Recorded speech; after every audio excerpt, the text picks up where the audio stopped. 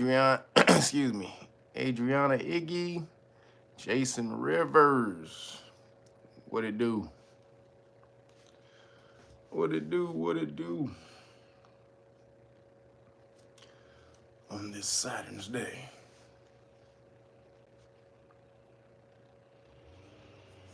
Oh man, where is the live stream?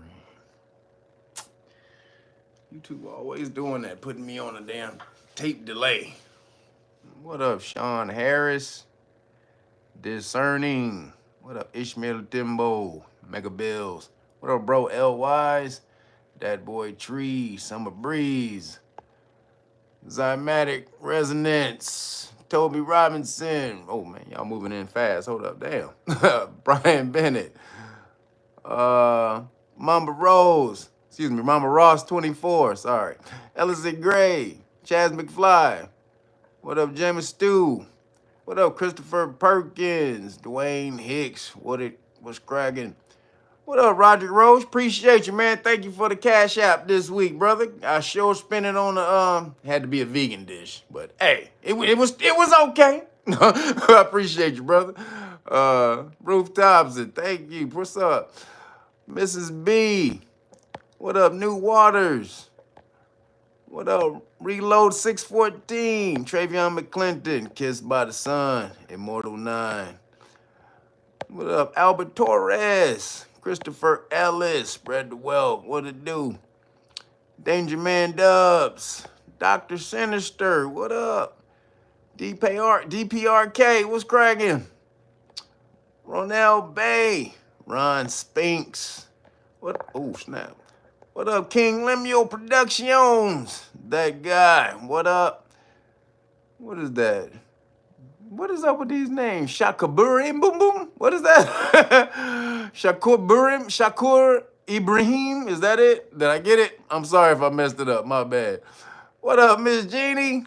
WDMA, what up, boy? Heard you signed up for the Know Your Rights Foundation. What up, man? Hey, it's about time, boy. No name. What up, Tanya John? Soul Sus. What up, Hodges?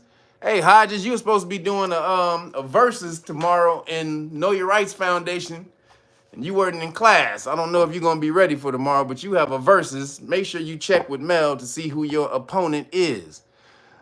Greg Martin Sr., what up? Callie, what up? Khalil B.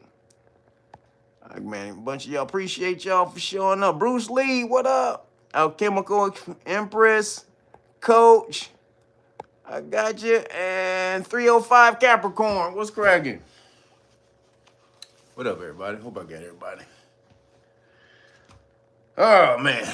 What's happening on this Saturn's Day, people? Get on in here, see if we can get in here and get it cracking.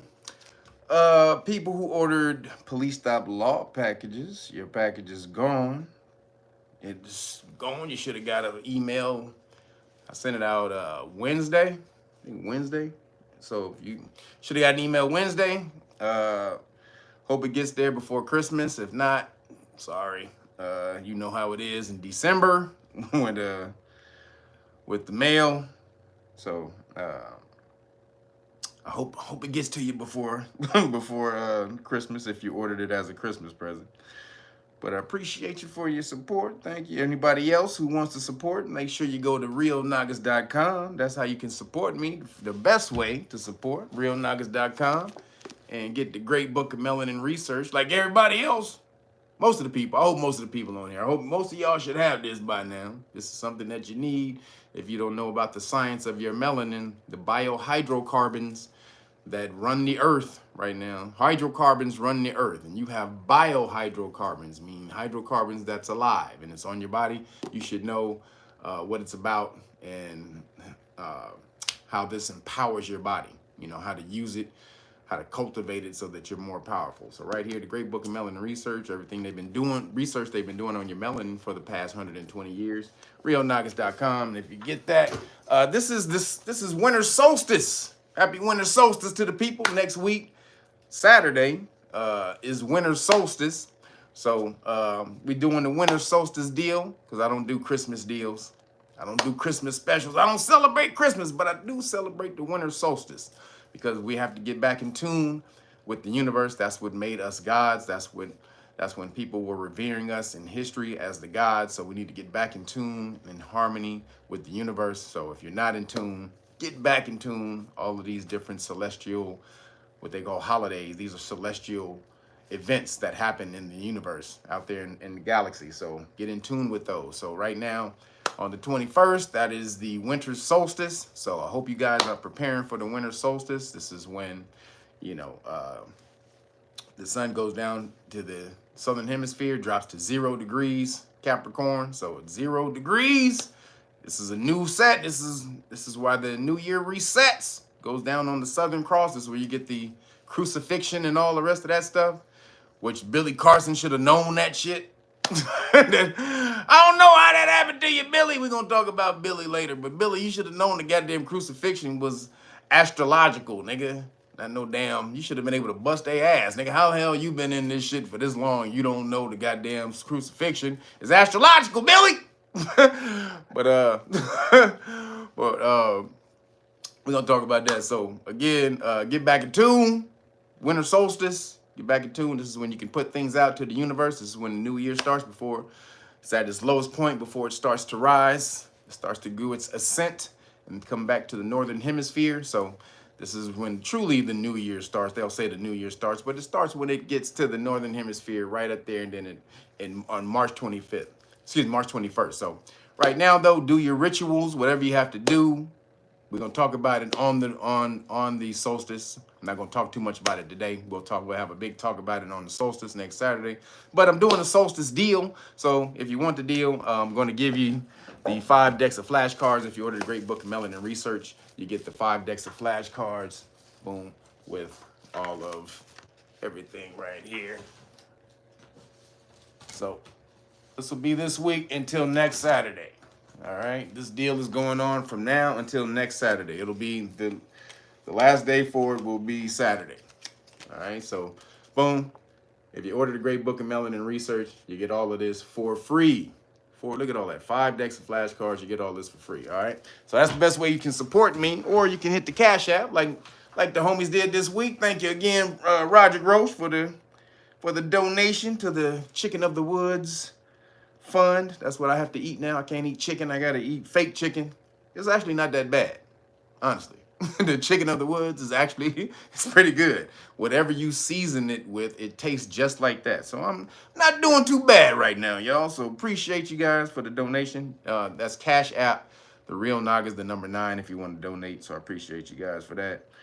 And also Patreon. If you want to sign up to the Patreon, go to patreon.com/realnagas if you want to sign up and learn about status classes. This is when you're learning about the government, how to reclaim your status, so you have 1 foot in the government, 1 foot in the system, and 1 foot out of the system.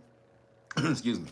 And this is, again, police stop law classes is 99%. It'll solve 99% of your problems knowing police stop law. But when the government comes after you for your money, the taxes, and all the rest of that stuff, you want to have your status changed and be out of the jurisdiction of the U.S. government, the corporation. So I teach you how to do that. Go to patreon.com/realnagas and sign up to the status class levels. At the highest level, I will give you the paperwork to free you. I will give it to you for free if you can explain it.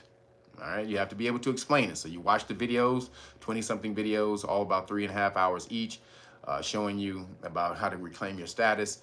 You learn at your leisure. Then once you're ready, then you hit me up and you're able to explain the paperwork, then I will give you the paperwork for free if you're able to explain it. That's the test. All right, so I need a law army, and we're building that law army right now. So if you've been listening to me for years and you haven't joined, you better get your ass over here. Appreciate you. Janeri Godfrey, appreciate you. Thank you for the Cash App. Thank you, bro. Appreciate you. So if you've been listening to me for a minute and you haven't gotten over here, I'm about to tell you right now, you better get over here, because white people are about to be on the move. These niggas feel empowered right now. I'm trying to tell you, y'all ain't seeing it. I'll be over there, be ear hustling on them Caucasian cats. I just be in the rooms, listening like, what you say, white nigga? What you say? Huh? Huh? What? Y'all gonna be doing what? Oh shit, let me go back and tell the niggas over here. I'll be in there ear hustling on these cats. I'm trying to tell you. These kids, they about to squabble up. Y'all better get ready. So make sure you claim your status. That's real, again, patreon.com/realnagas. Sign up to the highest levels. Also, you can sign up to the Police Stop Law class level. And if you don't want to sign up to the Know Your Rights Foundation and you just want to learn police stop law and you want to learn it that way, sign up over there at the Police Stop Law class level, and you can join us every Sunday to our pretty fun, very, very fun police stop law classes. It has to be fun if I'm running it. I'm not going to do no boring crap because I could just go back and watch Star Wars, because otherwise, if I'm doing something, not going to be boring. I can't be boring. That's why I can't sit here and tell you guys, and the next story is, and today in the news, Black Lives Matter. I can't do that shit, y'all. I can't sit and tell you the goddamn news all boring and shit. I can't do it. Like the rest of these niggas. They be sitting up here acting like, and yes, I'm so studious, and I'm so, yes, and listen to me because I can articulate every word that's coming from the story. Please listen to me now. Nigga, if you don't get your damn stale ass out of here, that ain't how you are in real life. That's why people love Trump. Trump get up there and be like, hey, motherfucker, give me a Big Mac on your way. Yeah. Give me Big Mac, 2 Coke. Yeah. That's why people love Trump. You gotta be real. God damn it, all you niggas out here. Your fake ass subscribers. I got 1 million subscribers, nigga, but I get like 3 views. Stop faking it. But I digress. So just sign up if you wanna hook me up, and you wanna donate. Again, realnagas.com. You can get the Police Stop Law package or the Great Book of Melanin Research, and I will hook you up with the Police Stop Law package. Or if you want to learn the law for free, please get over to knowyourrightsfoundation.org/volunteers and sign up.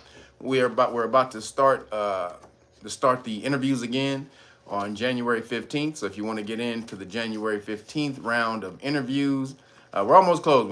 We don't do that many because it's a whole lot of people try to get in there. So if you want to get in, we may have to move you to the next interview class. But if you do want to get in, starting in January, again, knowyourrightsfoundation.org/volunteers or KYRF.org for the short URL if you're lazy and don't want to type out the whole actual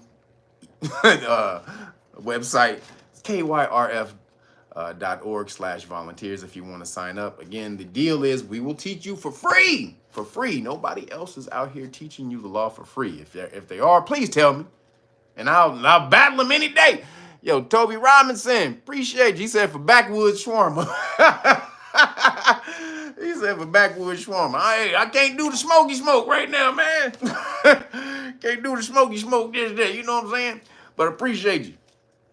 But yeah, so the deal is we teach you for free, and then you take this information and you go back out and you spread it among the people. That's the deal.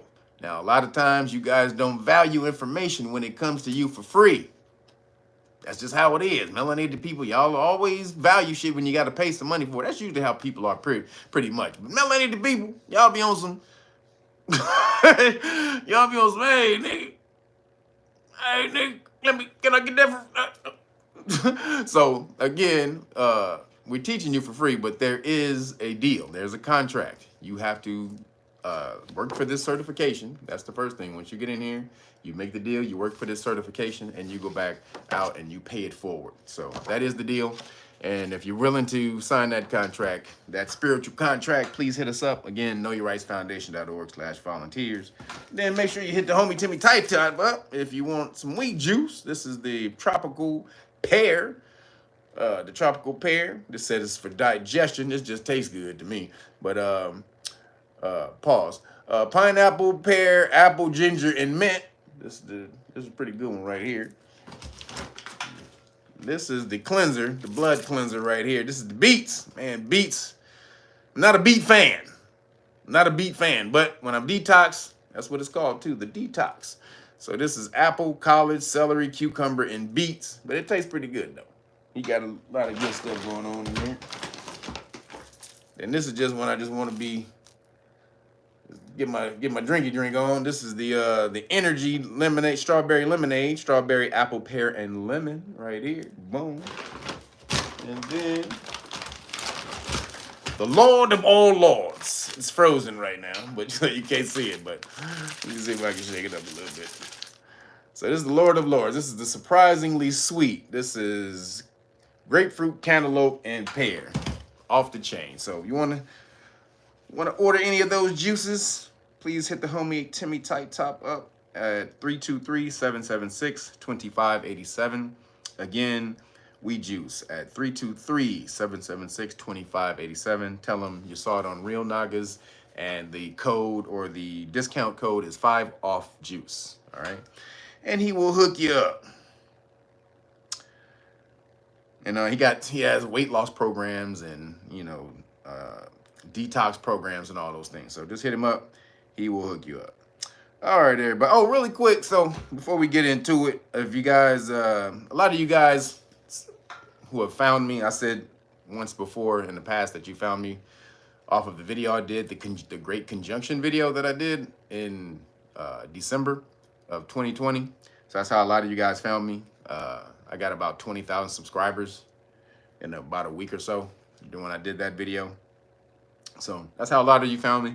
But then a lot of you came over here from the What show. So all the people who came from the What show, y'all some old fam. If you saw the What show on Monday, I was on the What show. So shout out to the homie Zoe. Went back, hadn't been on there in a minute. Just been tied up, been busy. And was able to get over there with the homie Zoe on Monday. It's a hell of a show. We clowned, me and Timmy Tight Top. So if you want to see that show, you want to see us clown, that's where this came from. And when we get together, it is pandemonium. when me and Zoe get together, me, Zoe, and Timmy Tight Top get together, it's pandemonium. So go over there. It's the What show. If you want to, please, and go subscribe to the channel, the What show channel. Zoe, if you don't know, Zoe Williams is, he was Corey Holcomb's co-host for about 10 years on the 5150 show. And you might know about something that happened on that show that went viral. I don't know. We ain't talking about that. But Zoe was on that show. That's where he's from. And he's off the chain with the knowledge. And he crazy. He just as crazy as me. That's the only, hey, you got to be as crazy as me for us to go crazy, like for us to be clowning like that. You got to be as crazy as me. So shout out to the homie Zoe. We had fun on Monday. If you want to check that show out, it's, again, What show on YouTube. And go subscribe. Make sure you subscribe. All right, everybody, let's get into it. So I know you saw it. We're going to talk about the Daniel Penny. Daniel Penny. We usually say this to the end, but Daniel Penny, he was found innocent, and niggas went crazy. All the niggas everywhere went crazy. They went crazy. They lost their mind. Niggas went crazy, boy. So I've been talking about this for the last couple of weeks, though. If you've been watching the show, Daniel Penny choked out Jordan Neely because Jordan Neely was threatening people on the train. And there's a whole lot of mixed feelings about this. You know what I'm saying? You talk to a lot of different people, you're going to get a lot of different things. No matter what race, so-called race, you talk to. So you talk to melanated people in New York, they be like, hell yeah, nigga, I'd have choked his ass out too, nigga. Fuck. Like, whoa, really? Nigga, these fools crazy over here on the train. Hell yeah, nigga, I got my shit on me, nigga, all day, nigga. Hey, what you say? So cats in New York, they ready to pull the blicky at all times. They like, hell yeah, boy, I'd have choked his ass out too. God damn it. So apparently, it ain't so racist if you're from New York. It ain't so racist. They be like, nigga, I ride that train all the time. These niggas crazy as hell out on the train. Niggas be dancing in front of you, nigga, doing moonwalking and spinning and shit, doing ballet in front of you, nigga. Nigga doing backflips and niggas singing fucking Home on the Range while they backflip. like nigga trying all for $1. Like, nigga, if you don't get your ass away from me. Now, I've been to New York. I haven't been to New York in a while, though. Last time I was in New York, I rode the train. It was a terrible experience. Just let me say, it was a terrible experience. I don't want to go back. Sorry, New York. The If I ever go back, I'm not riding on the train. That shit is just whoo. I was with my ex-girl. First of all, why it smell like piss all down there? That's just goddamn. It's just all down there just smell like piss. First off. Then we tried to get on the train. We was rushing for the train. My ex-girl, she had flip-flops on. And we tried to get on the train, and the door started to close, and her foot got caught in the door, and her flip-flop fell down that little slit right there. Her flip-flop fell down the slit, so she had to be on the pissy train with a barefoot and shit, with one foot and one flip-flop and one barefoot. Oh, you know I was clowning. Y'all know I was clowning, right? So New York, man, the subway is an experience, and apparently, people who in New York feel like, hey, you know. But again, I still stand on you can't kill somebody for yelling. Again, I will stand on this. Now, people who felt that they had to take action and you have to go hands on somebody for yelling at you, that's fear. You're doing it out of fear. Because a person who knows how to handle themselves, you can yell at that person all day, as long as you don't touch them. Nigga, you can talk shit to me all day. I don't care. As long as you do it from a distance, as long as you do it from arm length distance. You can talk crazy all day. I don't give a fuck what you say. If you come within this distance right here of my hand, you got a problem. You got a motherfucking problem. Now, if you want to be Captain Save a nigga and jump in front of something, and save the people on the train, I'm going to save everyone on the train. I'll save you. Now, if you want to be that nigga and save the people on the train, then you can there's many ways to do it. You could have knocked him out. You could have kicked him and pushed him down. Jordan Neely wasn't no big dude. Did y'all see that nigga? Did y'all see him when he was laying on the ground and the dude was choking him out? They had the video or the pictures of him homeboy choking him out. Do you see that nigga, how skinny he was? This nigga's legs, both of his legs don't even equal one leg. Like, somebody need to loan that nigga some legs to make, because two of his legs is just half of a leg. That's how skinny he was. Now, Daniel Penny ain't no big dude either. He's skinny. He just tall. He ain't no big dude either. He's skinny too. So he might have looked big to Daniel Penny. I don't know. But that dude was skinny as hell. And he on the screen yelling, I'll kill all y'all and I'll go to jail. And nigga, I'd have been like eating my popcorn looking at that nigga like, you gonna yell, you gonna kill everybody on the plane, and you gonna kill everybody on the train. Go ahead. Hey. I'd have been looking down there. Hey, you scared? You scared? This nigga crazy, ain't he? I'd have been eating my popcorn looking at this nigga. Because, again, as long as you run in your mouth and you don't touch me, I ain't got a problem. Free country. Nigga, you can say what the hell you want to say all day. So, again, if somebody is able to physically speak to you and get you to act, or if someone is able to speak to you, verbally speak to you, and get you to act physically, they've beaten you. They've beaten you mentally. Don't let them beat you mentally. Don't do that. So they was going crazy. And then to find out Jordan Neely did some messed up things, including, so then you kind of lose a little sympathy when you start looking up his track record. Like, goddamn. But this is why this is why they do that shit. So they pull up his track record later so that you don't feel so guilty about what homeboy did, right? And then Jordan Neely did some fucked up shit. Nigga was arrested 44 times. How you get arrested 44 times? You crazy as hell. Or you just evil as hell if you get arrested 44 times. They should not have let that nigga go. But 44 times. But he did try to kidnap a little girl, a 7-year-old girl, onto a train. Now, when I heard that, I'm like, I'm out. You tried to kidnap a girl on the train? All right, peace out, homie. Like, all sympathy for you is gone, buddy.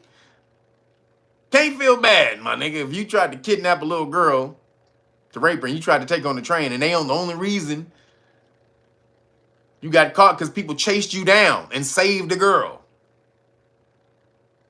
Or else that little girl would have been kidnapped. And who knows? So, might have been some karma coming back on Mr. Jordan Neely. Just saying. You know. But, again, just threatening people. Excuse me. Just threatening people. Now, they act like he deserved to die for all the stuff that he did. I don't believe that. You know, because, what's his name? Daniel Penny didn't know all the stuff Jordan Neely had done when he had attacked him. He just knew just that instance he was threatening people, right? So this is what the media tries to do, though. They try to act like Daniel Penny knew all of his history, and that's why he was chosen. He was an evil man. He was terrible. He had 44 arrests. He did this. He did that. He blah, blah, he did that. Now, he did do all of that shit, but Daniel Penny didn't know that when he was choking him out. And they try to act like that's the motivation for you. You shouldn't feel any sympathy for him. You shouldn't. Okay, well, you're right.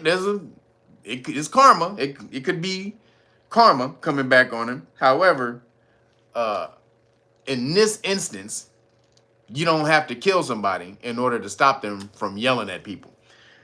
And I'm going to stand on that 100 every time. Now, if a dude got a gun or, you know what I'm saying, or a knife or something like that, then that's a whole different thing. But if you just standing there, he unarmed, and he just yelling, I'm sorry, people. Y'all got to learn how to squabble up. Like that. Hey, that's my shit. Like, y'all don't know from L.A. If y'all ain't from L.A., y'all don't understand. No squab. Hey, what up? You ready to squab? Y'all call it a fade right now, but back in the day, we used to call it squab. Hey, you want to squab, nigga? You want to squabble, nigga? So that was me in my childhood. It was called squabble. It wasn't called a fade. Getting faded was you getting drunk. They flipped the lingo today. Catching a fade now is you getting your ass beat. But squabble up out in LA is still squabble up. So y'all have to learn how to squabble up so you don't have to be on the so damn scary when confrontational situations arise and you think they life and death. Every confrontational situation is not life and death. You're not gonna die just because somebody yelling at you and shit. Oh my God! Hey man, I was just saying, excuse me. Oh, sorry. Like goddamn, motherfucker, I was just saying, excuse me. Well, you're a little aggressive. Sorry, can you be a little lighter tone next time when you say excuse me? I mean, when you say it like that, you know, how did I say it? You said, excuse me. That's a little aggressive, sir. Like, just tone it down next time. Like, nigga, y'all scary motherfuckers. But this shit is crazy. Every time a melanated person dies, though, they got to bring up they old shit, like George Floyd. George Floyd. Like they like George Floyd's history that he had in the past and whatever he did in the past was validation for you tap dancing on his neck for 20 minutes. 10 minutes, actually. You break dancing on a nigga neck for 10 minutes, and you act like all the stuff he done in the past warranted that. At that time right then. What was he doing right then? Did he deserve that right then? Now, what they try to say is that now he had fentanyl. They said he had fentanyl in his system. George Floyd had fentanyl in his system because he had it on him and he swallowed the fentanyl to keep from getting it found out by the popo.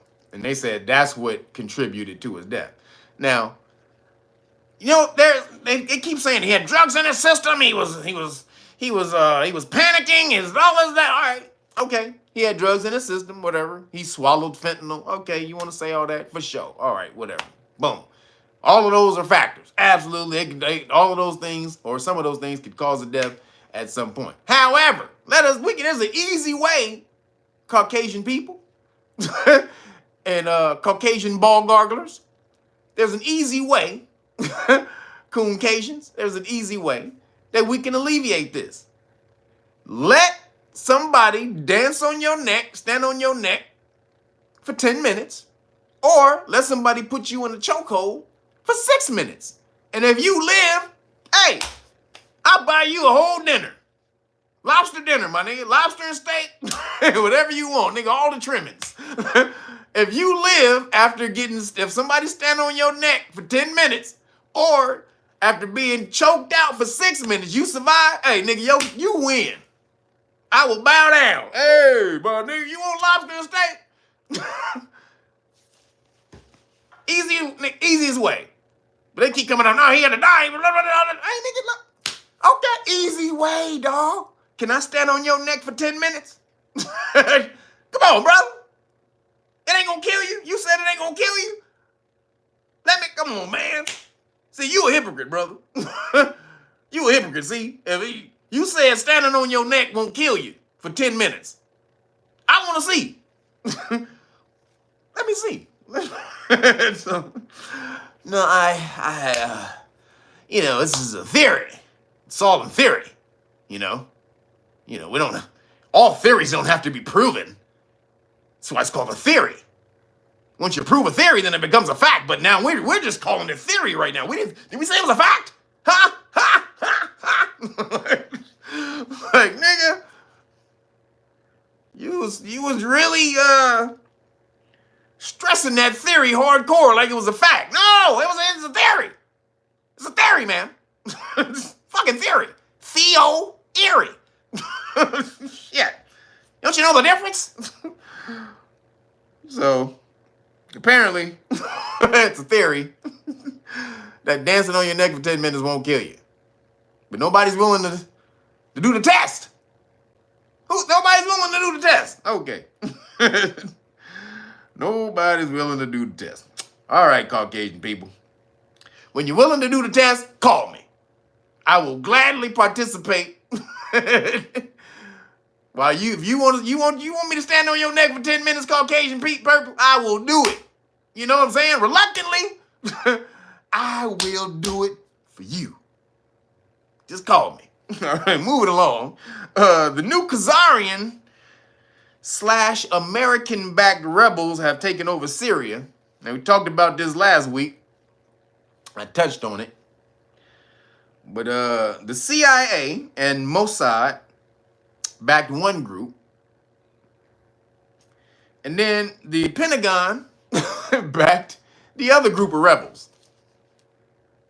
So, again, allegedly, allegedly, the CIA and Mossad backed one group of rebels in Syria.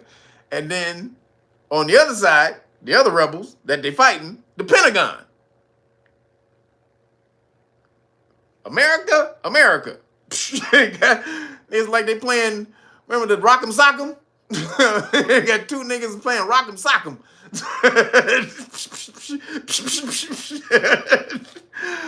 America's playing Rock'em Sock'em with the goddamn rebels. And the rebels have no idea. Now, America's been trying to get rid of Syria for decades. I mean, they have been, and it's not America, so it's America, but it's really Netanyahu bitch. Since 1982, he's been talking about getting rid of the Muslim regimes over in the Middle East. So it's just so funny how America, the U.S. government, has gotten into a bunch of conflicts that's wiped out a bunch of those governments, huh? Let's look at it. Iraq, Libya, Palestine. Who's the other ones over there? They're Iran. They're going to war with Iran right now. Lebanon. They trying to take out all the Muslim countries. They're trying to take over the Middle East. The new Khazarians are trying to take over the Middle East. And they're using America to do it. It's a full takeover of the Middle East. They're trying to wipe out all the Muslim countries. Allegedly. And goddamn. So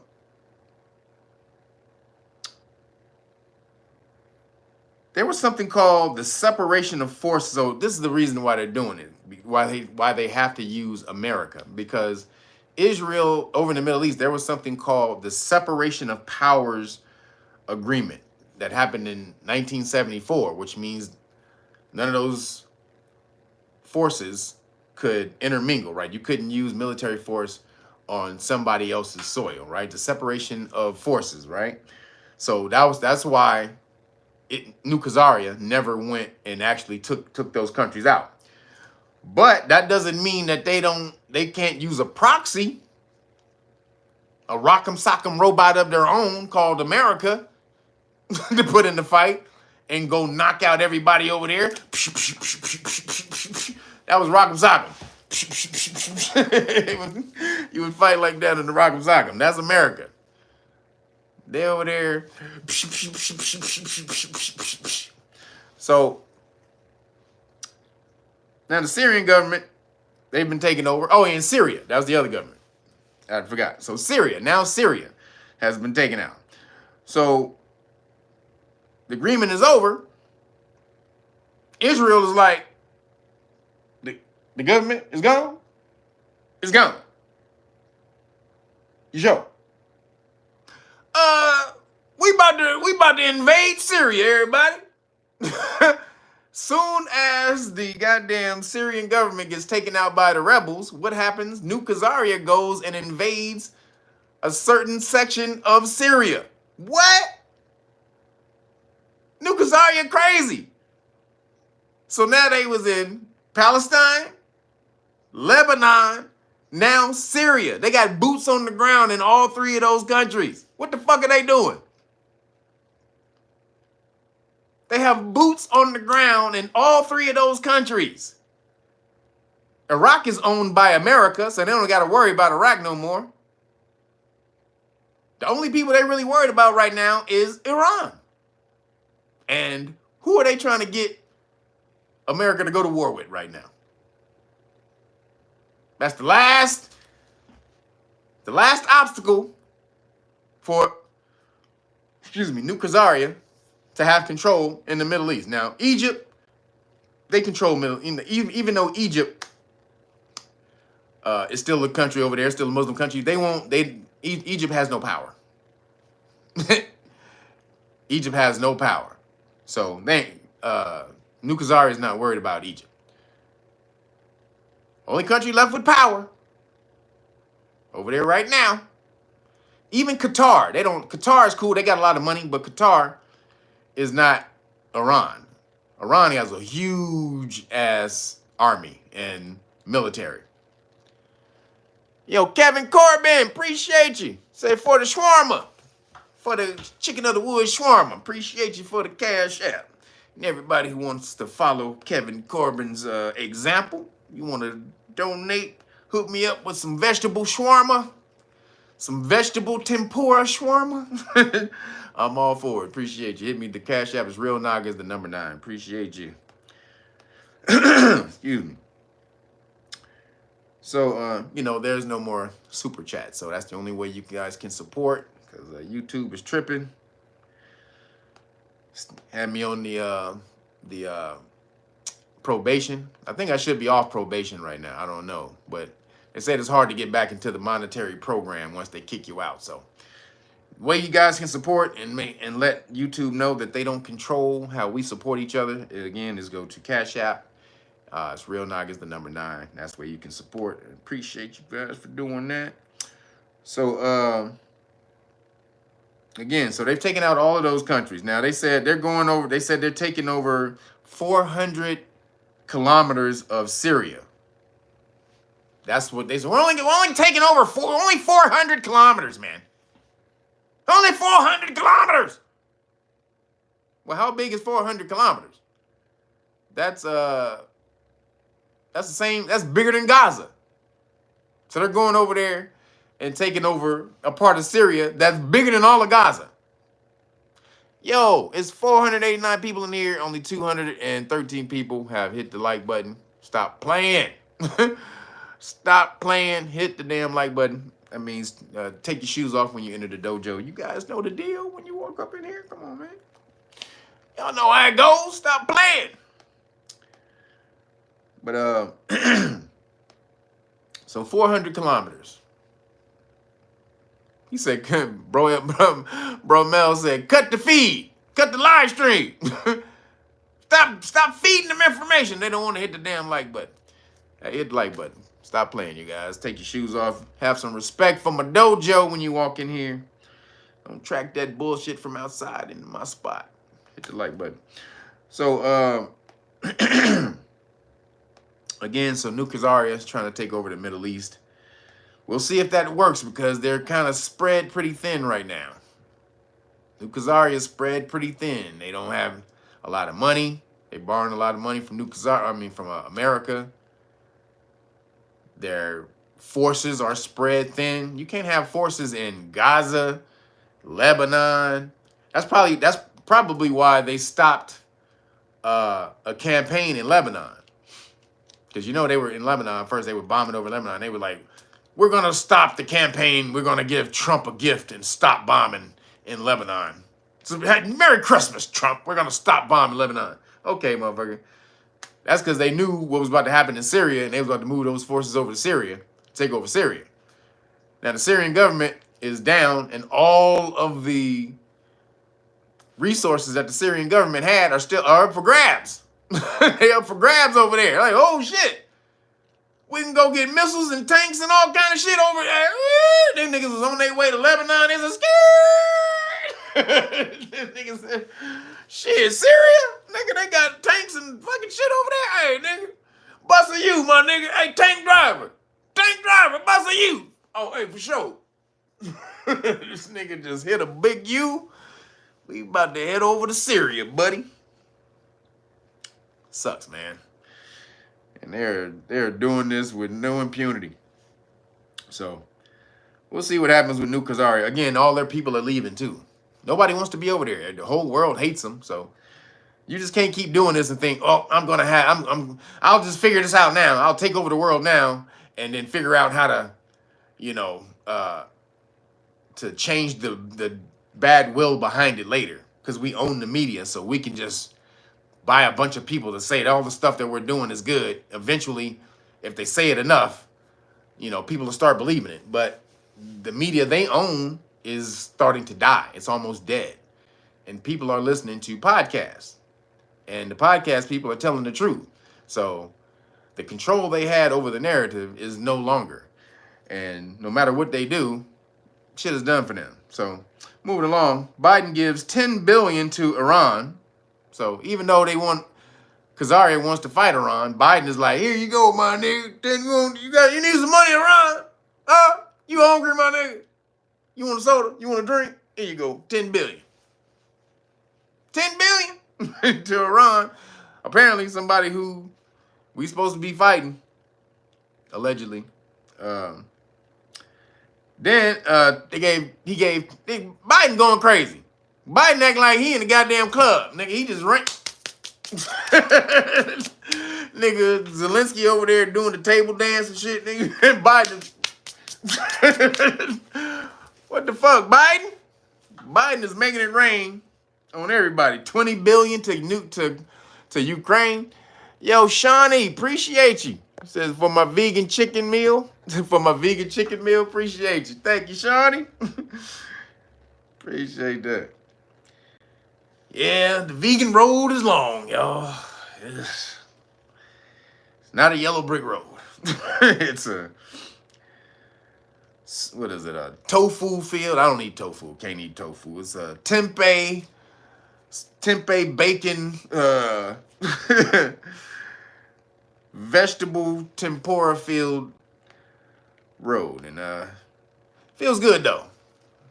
Just so you know, I'm not, even if you don't eat, it's not the normal way you eat. It makes you feel good. So people who are watching, don't let me discourage you from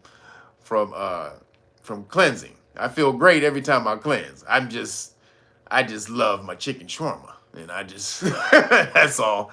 But I feel great right now, honestly. My knees and joints, everything in my body, it feels great. I feel awesome right now. So this is why we do it. But so 200 billion to Ukraine, and then this is right after a week and a half ago, he gave Ukraine $725 million. Then he gave them $1 billion after that. This is all within like the last 3 weeks. He's given them a grant of $725 billion. Then he gave them like $996 million, which is $1 billion. Oh, excuse me, $725 million. Then he gave him $996 million, which is like a week later. He gave him that, which is $1 billion. Then he gave him just now, when he gave $10 billion to Iran, he gave $20 billion to Ukraine, more. So now that's over $200 billion that's gone to Ukraine. That's crazy. America has only given like $150 billion to New Khazaria. In the whole 70-something years, New Khazaria has existed. Israel has only gotten $150 billion in 70 years. But Ukraine got over $200 billion in 2 years.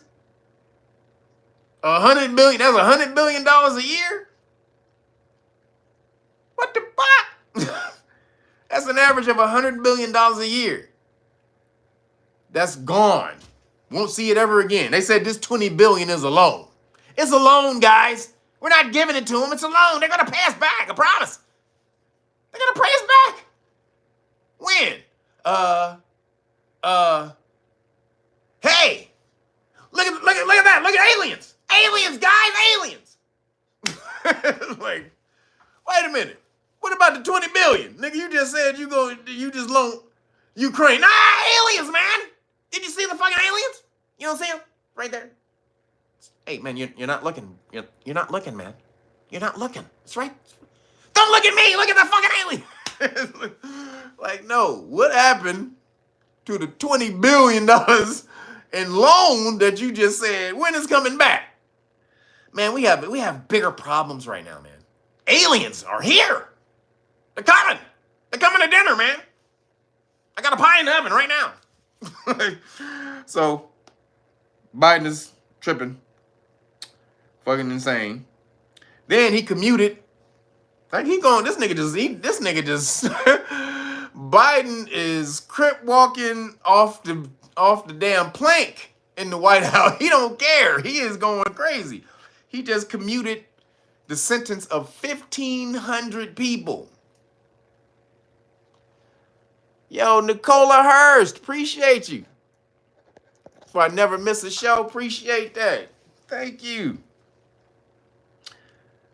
1,500 sentences commuted. So what does that mean? That means whatever time they were serving, it ends that now. So if they had a 25-year sentence and they served only 7 years, the 7 years. That's all they get is 7 years. So whatever you served, you get that, right? Then he pardoned 39 more people. Now, the previous record, that's the record for commuted sentences. The previous record was Obizi with 330, I think. Barack Obama had like 330 commuted sentences. 330 commuted sentences when he left. Like the day he left, he commuted 330. But Biden, 1,500.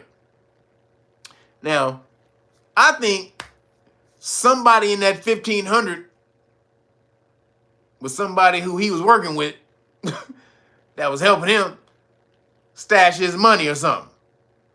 1,500 people, and then 39 more people pardoned. And those are the people you got to look at. The people who were pardoned.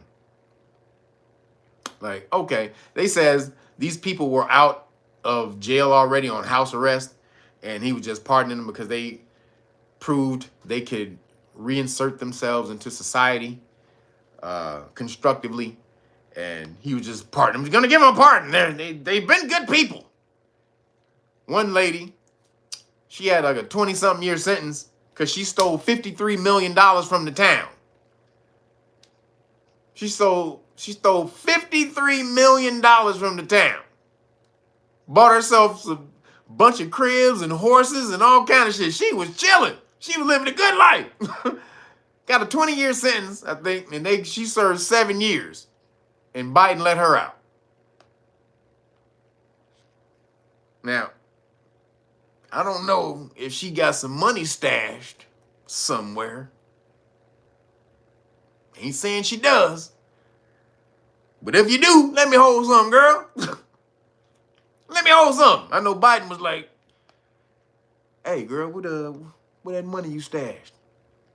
I give you a pardon. You know, you go to this location, type in this combination, and you just leave a brown bag inside of this container. You leave a brown bag, and hey, you may get it, Santa Claus may give you a pardon for Christmas. I'm just saying. Santa Claus may give you a pardon for Christmas if you go to this location, type in this code, drop a brown bag. Is that what happened, Biden? Because they showed the thing about Biden. They said, how did they show a bunch? Biden has 4 mansions. Biden has 4 mansions.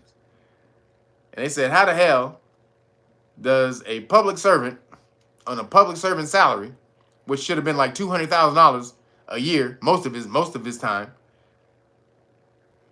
How much is a senator's salary right now? Isn't that like what, 300,000? I think it only moved up to 300,000 because the president only gets 400 grand per year. So senators only, they don't get much money. So how the hell does Biden have 4 mansions off of $200,000 a year? 4 mansions. How does he have 4 mansions? So Biden is already obviously the shady nigga. And I think somebody in one of those commuted sentences or pardons was one of his accomplices. Allegedly. I'm just saying. So moving along, a Trump-appointed judge orders the FDA to release 1 million more pages of information on the cupcakes. So the FDA, if you recall, the FDA wanted a buffer time to be able to release, like I forgot the name they called it, but they wanted a stay on the time that they could release the information. 75 years. They didn't want to be able to release the information for 75 years. Basically, after everybody who's dead, who had anything to do with the cupcakes, everybody gone. Everybody dead. Hey, now you can know what we put in that shit. 75 years later. So back about a couple of years ago, we reported that a Trump-appointed judge said, no, you got to release what was in the cupcakes. You got to 10,000 pages a month or something like that, up all the way up to 1 million pages, right? So they released a whole bunch of stuff, but none of it was on what happened during the experiments. Well, some of it was, because they didn't release this. This was the thing that I have if you guys, I forgot to tell you guys also, if you want the cupcakes, if you want the cupcake exemption cards, right here. Where's my, man. So, oh man, I lost my damn card. So, but if you want the cupcake exemption cards, these right here, like this right here, just make sure you go to knowyourrightsfoundation.org. We have these you can only get these at knowyourrightsfoundation.org. This is an exemption card. If your employer tries to force you to get any type of cupcakes, they're liable for any type of experimental cupcake you get in your system, because they don't have that type of control of your body. The cupcake or whatever they force you to get stays in your system 24 hours a day. However, you're only on the clock for 4 to 12 hours a day. So then they are liable for the other hours you are not on the clock if they force you to get some type of thing that's in your body when you're not on the clock. So that's what this is for. Go to knowyourrightsfoundation.org. You can get that. And we also have the religious exemption also. So if you have a religious exemption against the cupcakes and the fetal Charmin that they allegedly use in the cupcakes. You can use that also. You can get that at knowyourrightsfoundation.org also. So, but also what comes with that is the Pfizer report. So this is a whistleblower found the Pfizer report and released it. So I have that. And so this is what you can also submit to anyone trying to tell you, trying to force you to get any type of cupcake. It shows what was in the cupcakes and what happened during the trials. So, so that's not that wasn't a formal release of the document though. That was a whistleblower. So now this new judge came back and said, no, y'all didn't release what happened during the trials. So now you have to release 1 million more documents. We need 1 million more. So the FDA is like, God damn. Now, this is Biden's FDA. Now, RFK is already getting ready to come in there. So at this point, the court didn't really even need to do this because RFK is about to get in there and tell everything. RFK is about to get in there and tell them to release everything. So this came a little bit late because, you know, RFK is about to get in there, but at least it's good because now it's ordered by a court that they have to release 1 million more documents on what happened during the trial. And they were like, we don't want to show that because they had to move at the speed of science. We know we could do. We didn't test if it stopped the code, the CV1. We didn't test. We had to move at the speed of science. The speed of science. You had to move at the what? The speed of science. Well, how fast does science move? Huh? Does it have an odometer?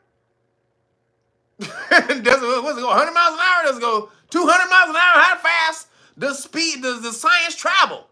Can it get a ticket when it's on the freeway? We had to move at the speed of science. This is the dumbest shit you ever heard. Speed of science? The fuck you talking about, girl? That was Victoria Nuland, the CIA chick who was responsible for the coup in Ukraine. We had to move at the speed of science. I think it was Victoria Nuland. No. Victoria Nuland. No, it wasn't Victoria Nuland. Sorry. It was a representative of Pfizer that said that to the European government the day that Albert Bourla was supposed to testify in front of the European government. That morning, he backed out and sent his proxy. So it wasn't Victoria Nuland. Sorry. It was this proxy who worked for the company of Pfizer. And she said we had to move at the speed of science. So again, now a judge orders 1 more million pages of the experimental process of the cupcake. So shout out to that judge. You don't get away with hiding shit. Pfizer, PF Heiser Bakery.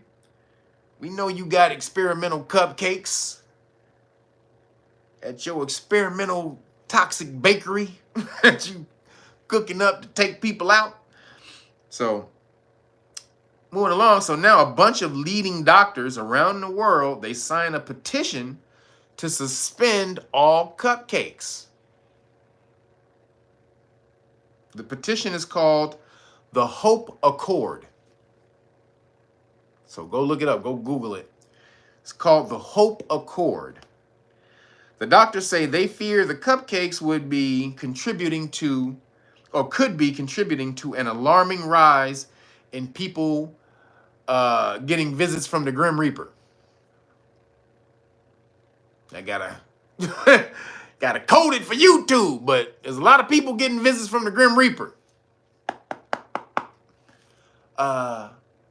Yes, is Mr. Johnson there? Who's calling? It's Grim. Grim who? Grim Reaper? Hey, you just missed him. This nigga ran out the back door. You ain't see him? You ain't see the nigga, goddamn. He must have ran right past you, Mr. Reaper. Sorry, brother. Goddamn.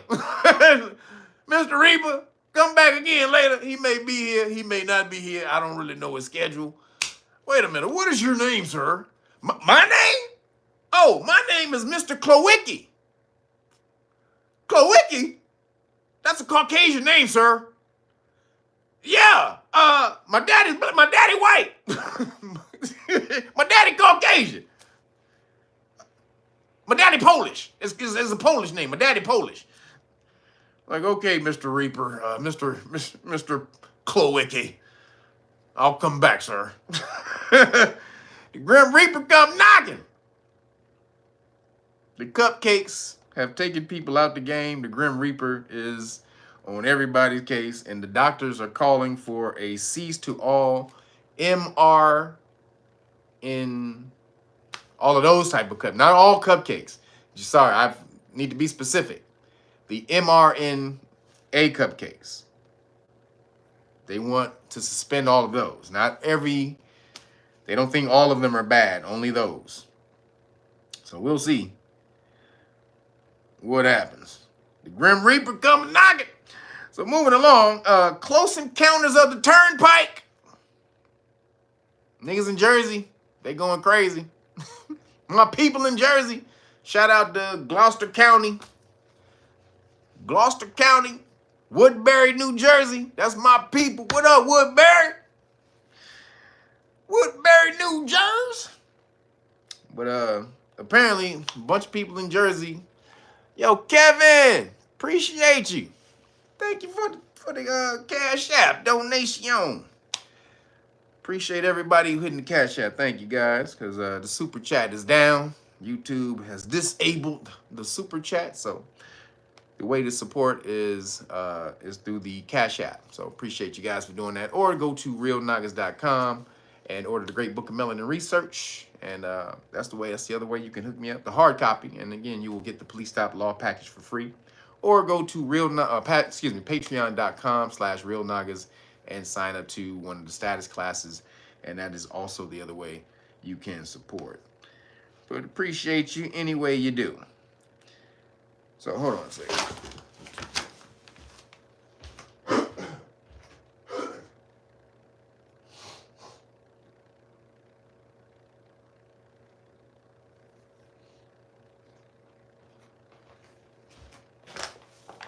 Oh. So moving along, like I said, big ass alien in the sky in Jersey, apparently. Big size, they said they're SUV-sized, drones that are in Jersey. Now, there have been, or the government, the U.S. government says, they don't deny that they're drones, first off. They don't deny that they're drones, but they say they're harmless. But we don't know what they are. We don't know where they came from. They're not us. They're not ours. We don't know where they came from. And they're harmless. Wait a minute. How do you know they're harmless if you don't know where they came from? How do you know? We know. We just know. We have faith. You gotta have faith, brother. You gotta bow down and do your Hail Marys. We have faith. It's gonna be up there. It's not gonna harm us because we believe in God. Jesus got our back. I think I'm gonna need a little more reassurance than Jesus got your back, buddy. Can you tell us, can you send something up there, a plane up there to go tell us, well, no, we don't need to do that. We know what to do. We know. It's not harmless. Why are we going to waste money sending a plane or a drone up there when we know it's not going to hurt us? Well, how do you know that? We just know.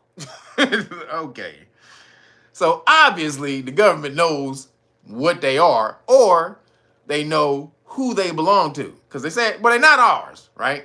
So again, they could be tricky by trying not to lie and say, well, they're not ours, but that doesn't mean they're not government assets. They don't belong to government assets like Boeing or Lockheed Martin or Northrop or somebody like that.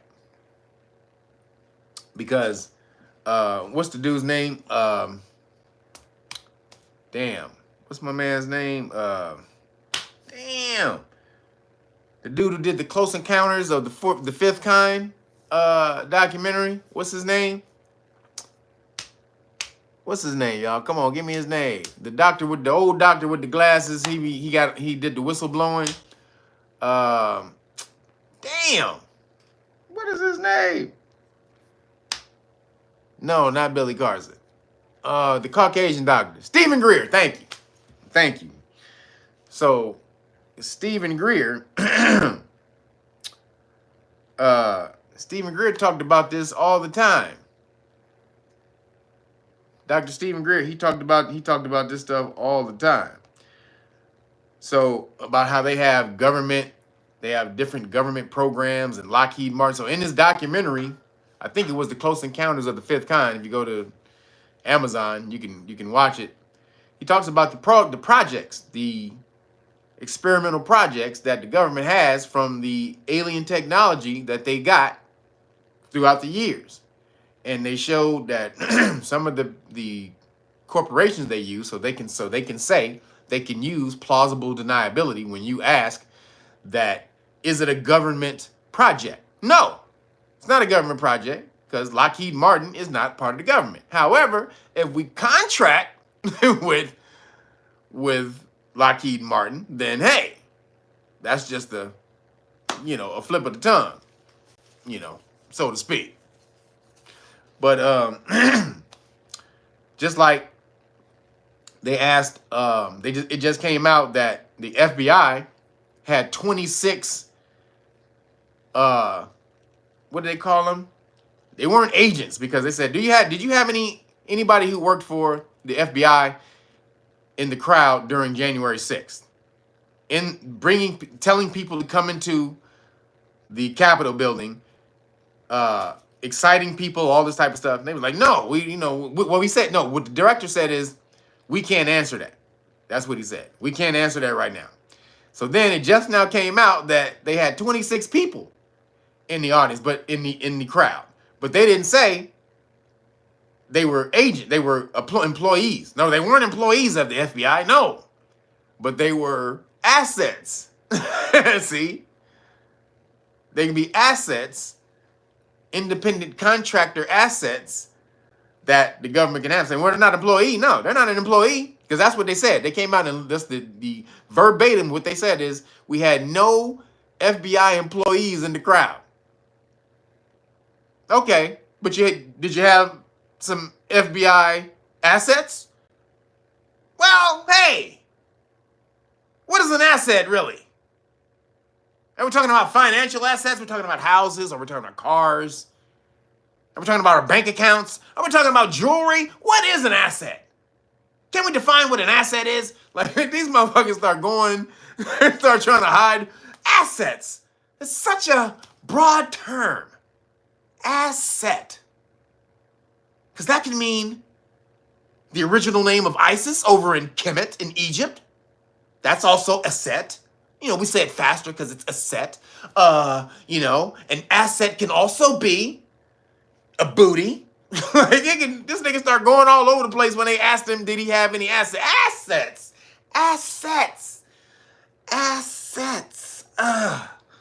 Whoa. This nigga. And then they said, well, if you didn't, wouldn't you just say no? If you didn't, you would just say no. Well, so we're going to take that as you did have somebody in the crowd. No, you can't. This is what he said. No, you can't. Don't draw anything from that. Don't jump to any conclusions. Don't draw anything from my saying, me not wanting to answer that question. Don't draw any conclusions. Wait a minute. If you tell me, hey, Kevin, did you rob the bank? And I didn't rob the bank? Hell no, I ain't robbed the bank. See how easy that is? Do you see how easy that is? if you didn't do something to say, no, I didn't do it. You only don't want to say, no, you didn't do it is because you had some shit, you had something to do with it. Like, Gavin, did you eat the turkey burger? Well, eating, what is eating? You know, I may have consumed. Consumed is different than eating. Now, I don't want you to draw anything from my using the word consume.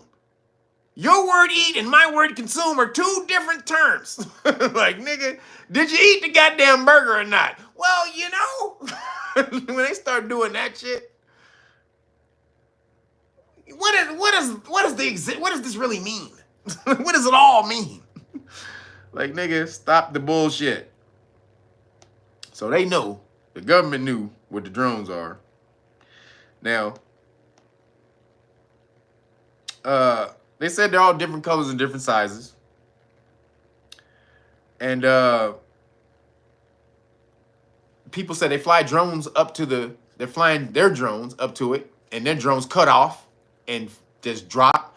Or when cars try to follow it, the car lights and the cameras, I mean not the cameras, but the clocks start to mess up.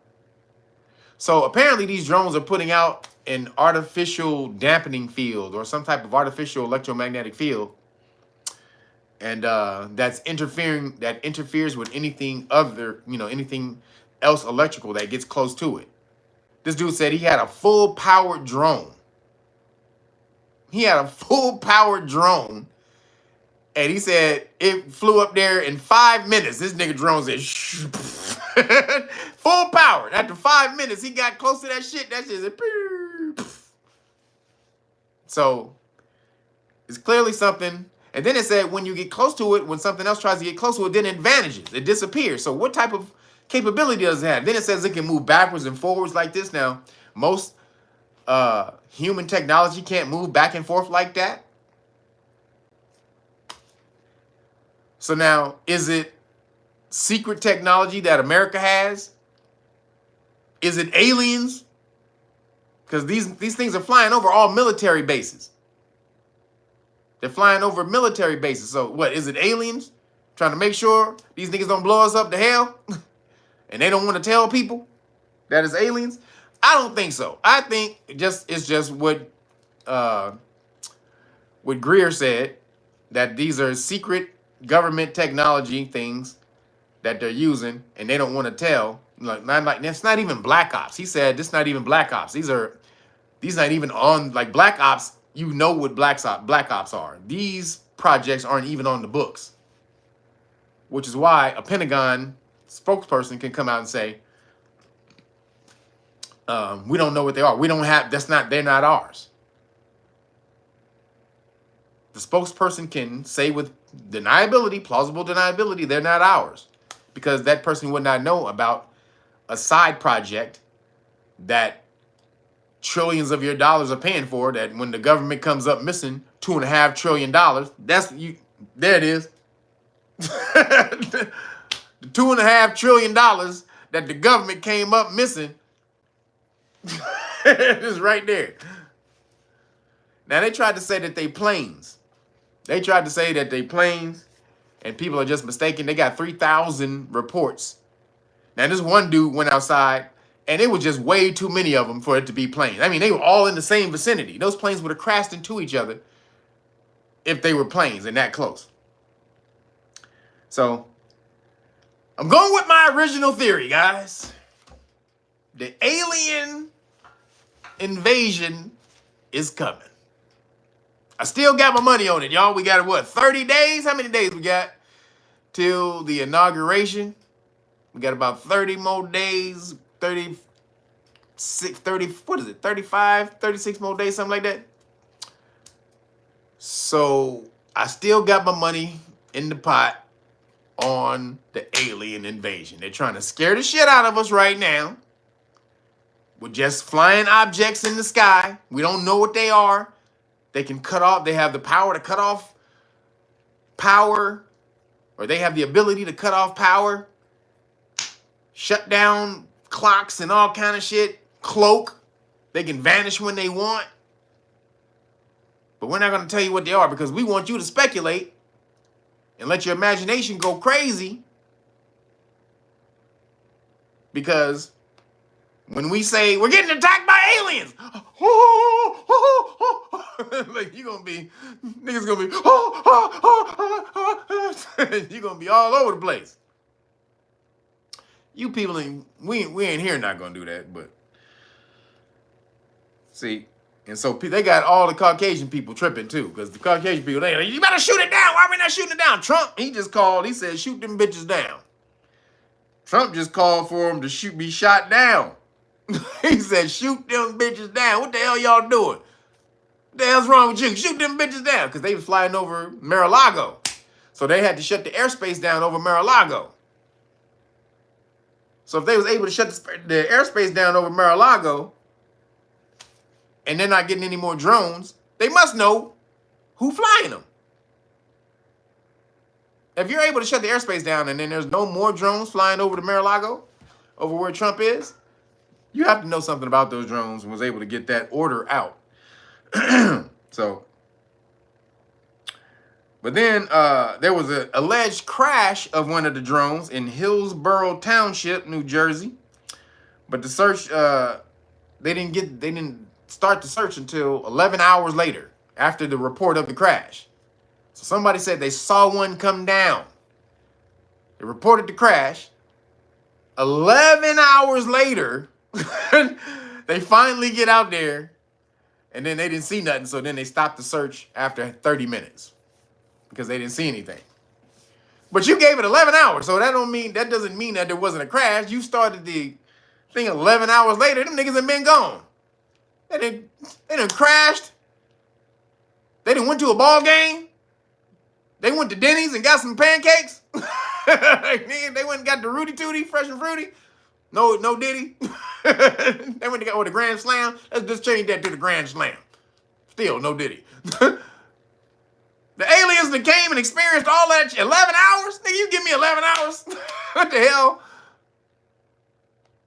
So that's telling people that they don't really want to know or want other people to know what it is, because if you really wanted to know what it was, or if you didn't know what it was, you'd have been out there immediately.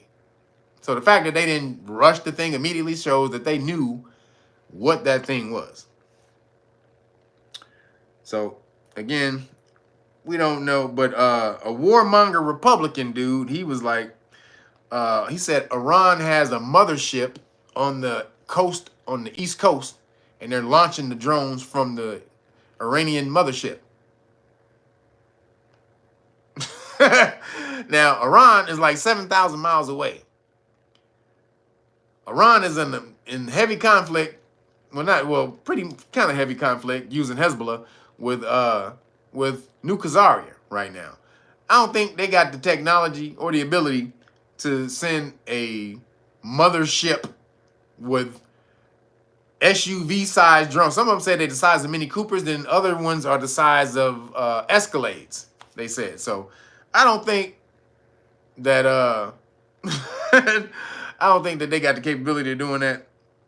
Plus, and then if they were doing that, you gave Iran $10 billion. If you think Iran is the one that's flying drones over your goddamn country, and you just gave them another $10 billion, that doesn't add up. But Trump said shoot them bitches down.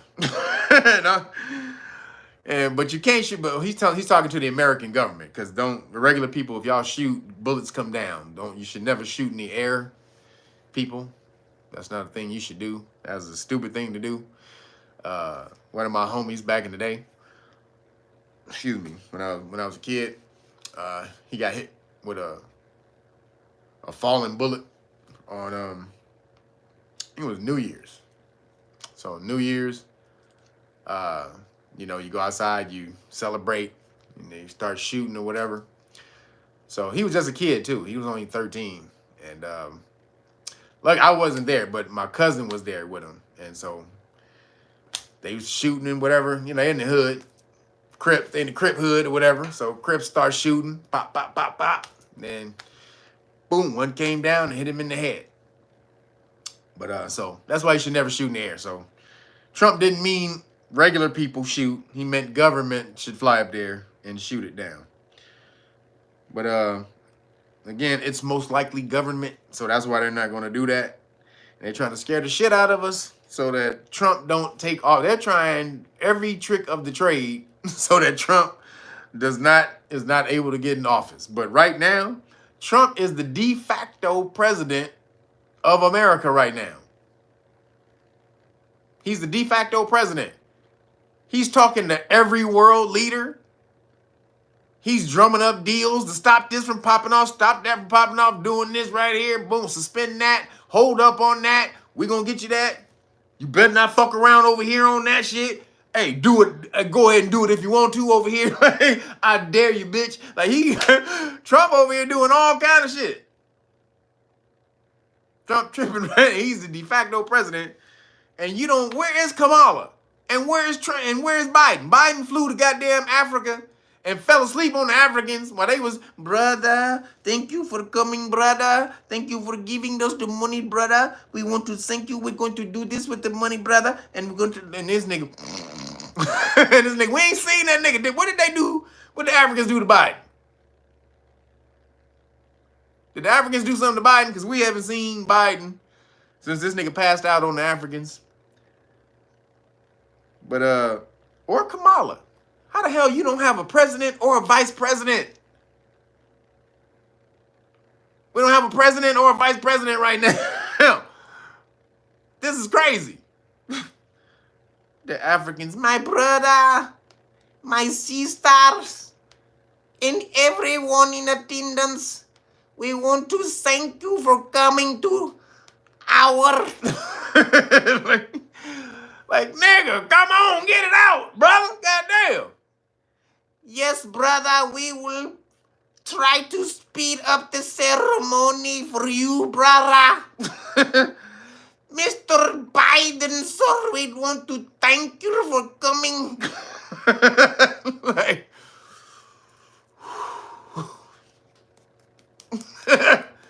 hey, wake me up when this nigga get to the end. Yeah, okay, yeah. Yeah, go ahead, brother, yeah, oh, yeah. No worries, brother, you welcome, brother.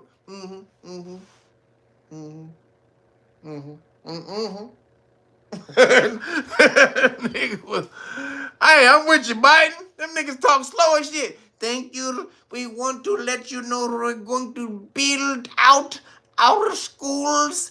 Our schools will no longer be in the middle of the desert. We will have roofs over our heads. We will have pencils to write. We will not have to write in the sand. Like, nigga, okay. Wow, y'all really needed that money, huh? Okay. Guess Biden can sleep all he want to if he prevents you niggas from writing in the sand. So moving along.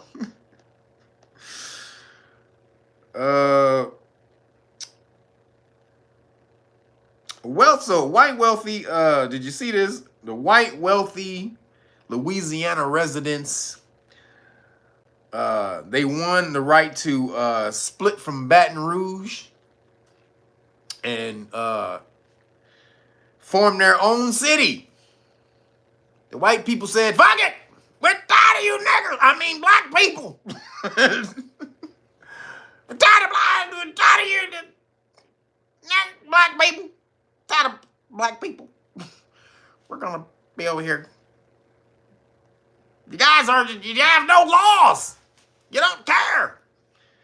So the white people were scared of them. The progressive melanated Democrats over there just using their money and voting the way they want it, and the Caucasians never got shit for their money for all their taxes, but they paid more than most of the money in Baton Rouge came from that area. So they said, fuck this shit, nigga. And they bounced out and got their own town. So, what is it? The town of St. George, Louisiana. Now they about to be their own municipality. They said Baton Rouge Fuck you niggas. And the niggas is mad. The niggas are pissed. They're mad. They're like, hey, Mr. White motherfucker, hey, you can't leave us. Yeah, we don't fuck with you, but we need your money. Yeah, just drop your money off at the corner right there. Yeah, you can go. Leave your money at the corner. Yeah. like, nigga, you don't want me, but you want my money? Well, I'm gonna take me and my money and just go right on over here, my nigga. No laws for me, only for you. But you gonna take my money and pay for all of your laws and all of your damn programs and all of that shit? They said, no, bitch. And so that's what happens in a republic. When people are fed up, they get to choose and vote and do what the hell they want to do. So, sorry, Baton Rouge people, melanated people, they felt, see, again, this is the Democrats, drunk with power. They know they're the overwhelming majority in most of these places. And so they don't give a shit what nobody else think. They just gonna vote the way they want to vote and run shit and move shit the way they want to move. And regardless of how, see, this is why democracy is bullshit. It's mob rule. Democracy is mob rule. Go do the research. Go look up the word mob and people. Goes back to people and popolo and the mob and all of that shit. That's what they used to call the people of Rome, the mob. We have to get the mob on our side. That was Caesar. Go look up go watch the TV show Rome. Dope TV show. But it called them the mob. Whenever Caesar wanted to implement something, this nigga said, we need to get the mob on our side. The nigga said that. So, in that democracy in Louisiana and Baton Rouge, the 90-something% of Democrats was just robbing the other, 7% or whatever it was of the Republicans over there, just robbing them for their money, and they weren't getting nothing for it. Thanks, my nigga. Appreciate you. Appreciate you, bro. Thanks, bro. Thank you, bro. You so generous, my nigga. You so generous. Huh? What you want? What? You want some of this? What you want? What? You want transgenders out of school? You're a fucking transphobe. See? Transphobe.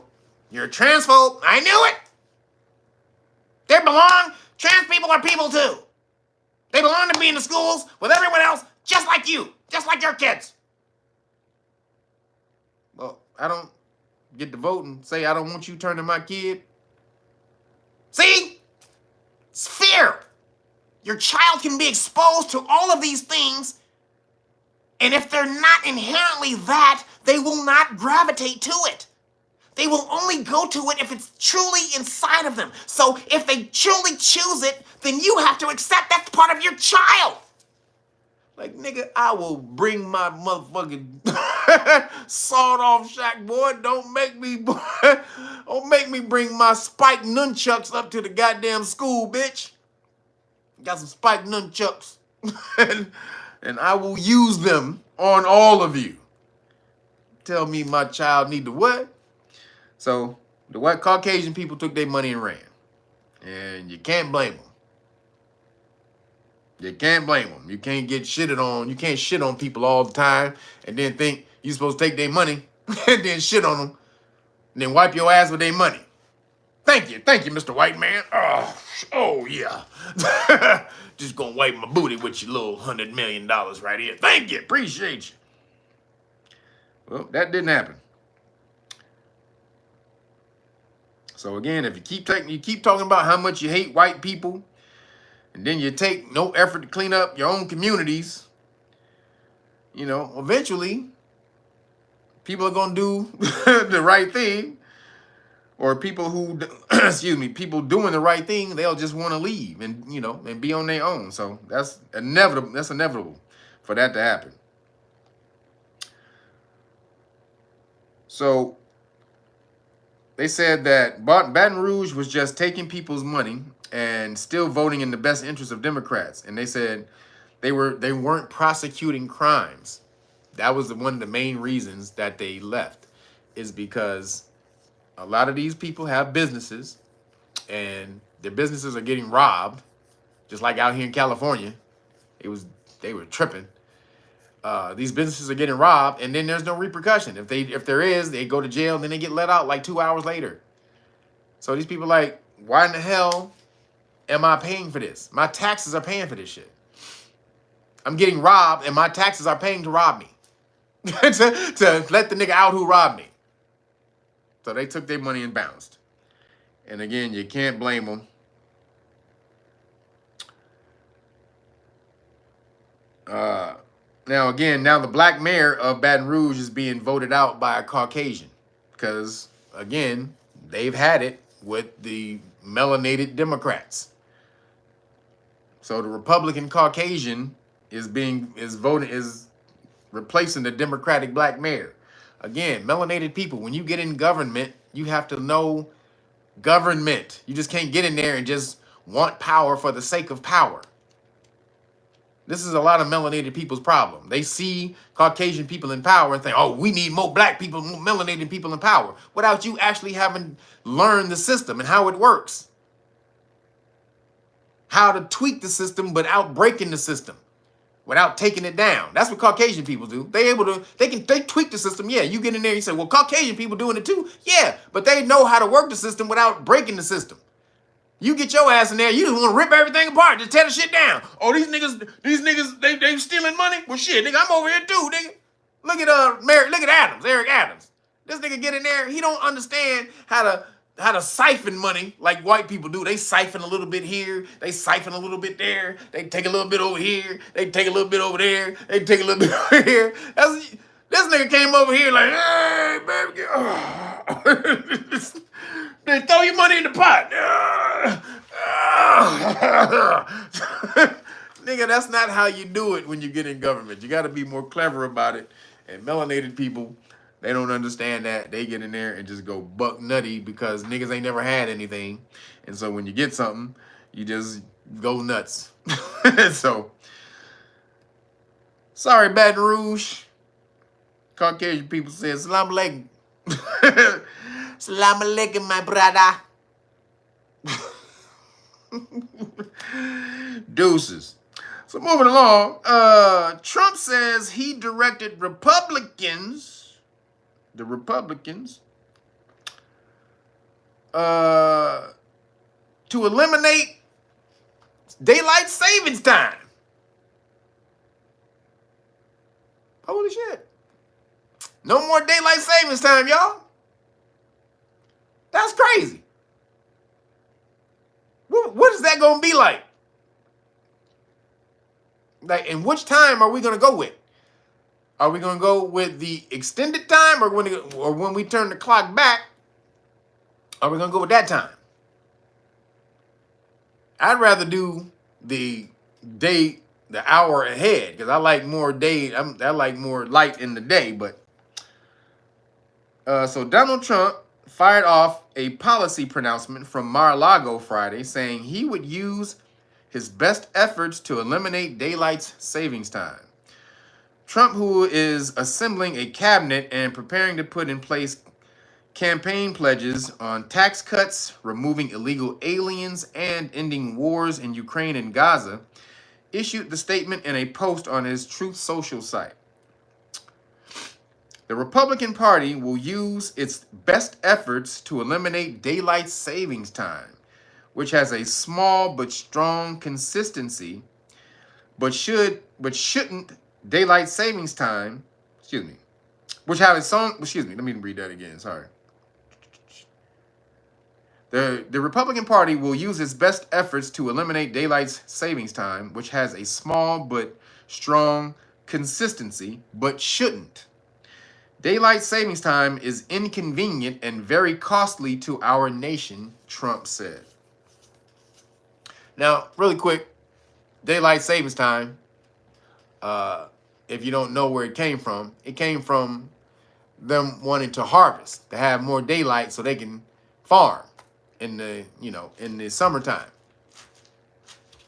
Because, if you worked the farm back in the day, you had to have more daylight so you get your ass out in the field. You better get that wheat, baby. You better harvest that wheat. You got one more hour, little nigga. You got one more hour, boy. You better get your ass out in that field. So that was daylight savings time. You had one more hour to get out there in that field. Vanessa K. Vanessa K, thank you for the Cash App. Appreciate you for the donation. Everybody who hit the Cash App, who goes and donates on the Cash App, I appreciate you.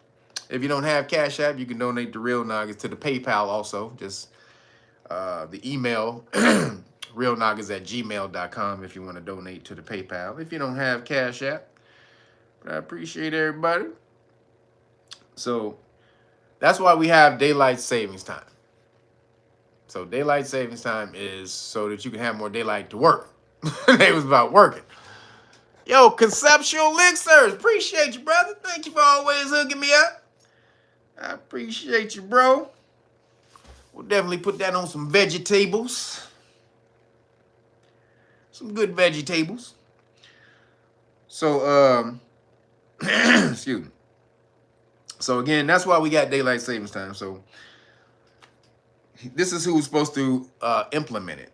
His nominee for Secretary of State, Senator Marco Rubio, has authored a bill that will provide for permanent daylight time. Permanent daylight time. That effort could be popular in many urban areas in the winter months with short days. Okay.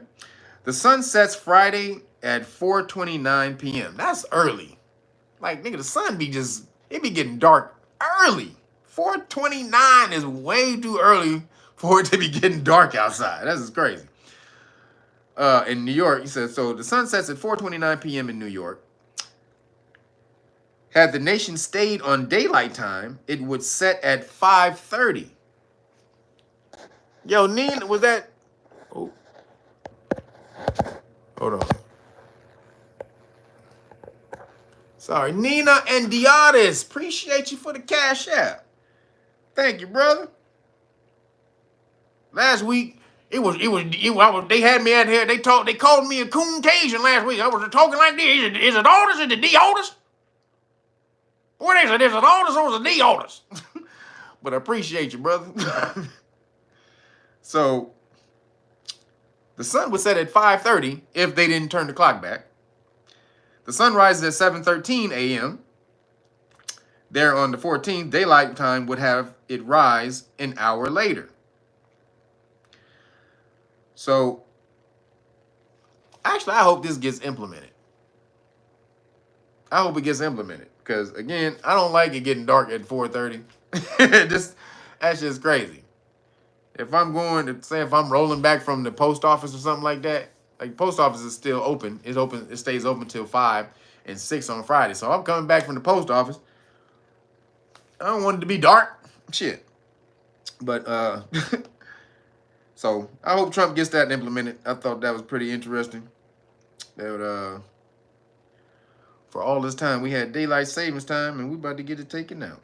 So moving along in Skittle news.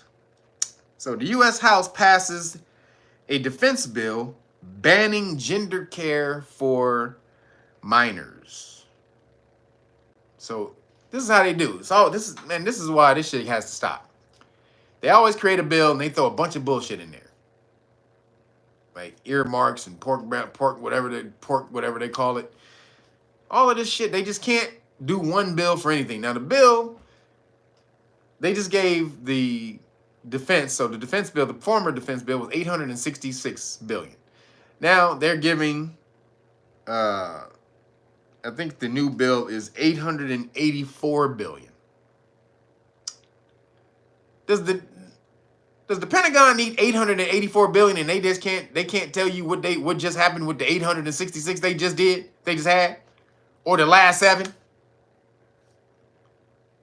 7 audits failed, but they're gonna get another $884 billion when they can't tell you what happened to the previous $866 billion. Mm-hmm. Woo! Man! Money go fast, boy. You know, it's inflation. Nigga, tacos and turkey burgers cost a lot. Like, nigga, you ain't supposed to be spending it on tacos and turkey burgers, brother. Hey, man, look here. Times is hard, brother. I gotta dip into the pot every now and then when I can, you know. Where's the other 860? Where's the 866 billion 990? Hey, brother, I had a whole lot of tacos. I had to feed everybody. I had to buy tacos and turkey burgers for everybody, man. Come on now. I can't just eat myself, you know. Well, you selfish.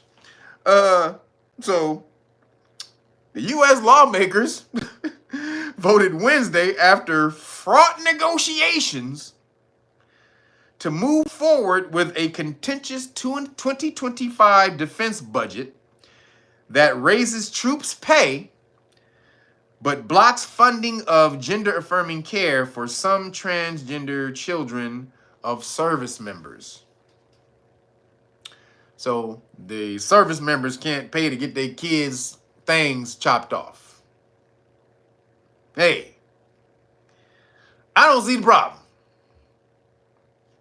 Another win, Trump. That's all I got to say. That's another win, Trump. I don't see the problem. It says the centerpiece of the $884 billion National Defense Authorization Act, which was greenlit by the Republican-led House of Representatives, but still needs Senate approval. Oh, sorry. No, sorry, guys. So, still needs Senate approval, is a 14.5% pay increase for junior enlisted service members and 4.5% for other personnel. But talks over the 1,800-page plus text were complicated by a last-minute Republican intervention to prevent military's health program from covering gender-affirming care for children of service members if it results in sterilization. So meaning no puberty blockers. Because, you know, meaning you can't stop nature.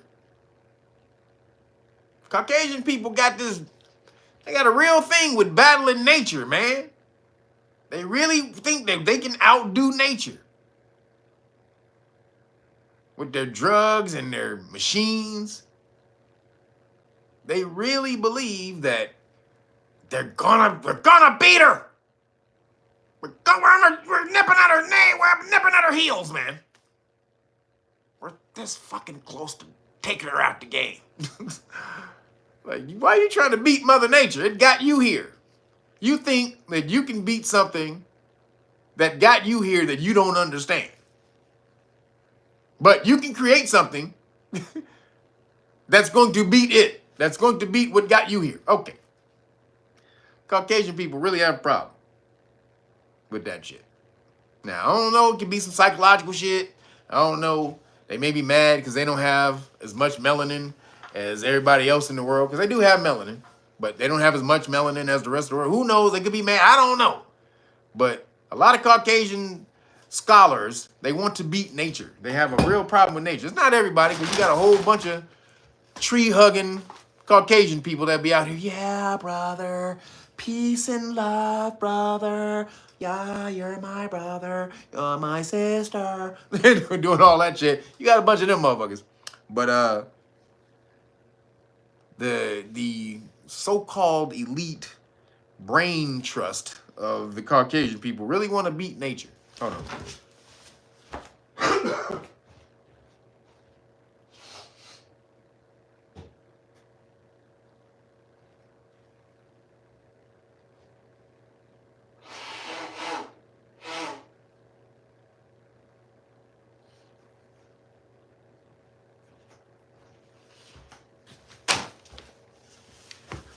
Oh, sorry, huh? Got sinus problems. But whole lot of shit going around. So then it says citizens, this is the article still.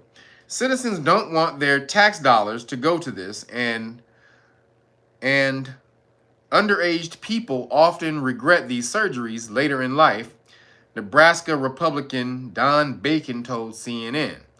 it's a bad hill to die on for Democrats. I agree. So shout out that the military is finally, or this is only Republicans in the House. The demo bitches are going to they're not going to sign it. You know that right now. So what they're going to have to do is take the bill, and once Trump gets elected, so what's going to happen is they pass the bill will probably sit. The bill is because Senate is not going to vote for this shit. Senate is like, nah, they're not going to vote for this shit. So the bill's going to sit until Trump gets in office, and then they'll resubmit the bill to the Senate to vote on it again. So I think they're just getting it ready to go. I think they're getting the bill ready to go. So when Trump does get in, and they know right now that the bill is going to be voted down in the Senate. However, they just wanted it ready, because when Trump does get in office, then immediately, also when the other senators, the Republican Senate gets in office as well, they'll pass it. So so that's what they're waiting on. They're like, it's ready to go. Boom. Once Trump gets in office, they'll probably resubmit that the first day and get that shit out of there. So moving along, still in Skittle news. This is going out for the rest of the world. Everybody's starting to come to their senses. It's kind of crazy. Like, ever since Trump got elected, the rest of the world is all of a sudden coming to their senses. Everybody's starting to snap back into sanity all of a sudden, because Britain indefinitely bans puberty blockers for children with gender dysphoria. So the Senate bill says no to the military. Now you got all of Britain. They said, we're just not gonna do it. All right, Britain, y'all are some bitch ass, y'all some bans most of the time, but for this one, I'm gonna give you a thumbs up on this one, Britain.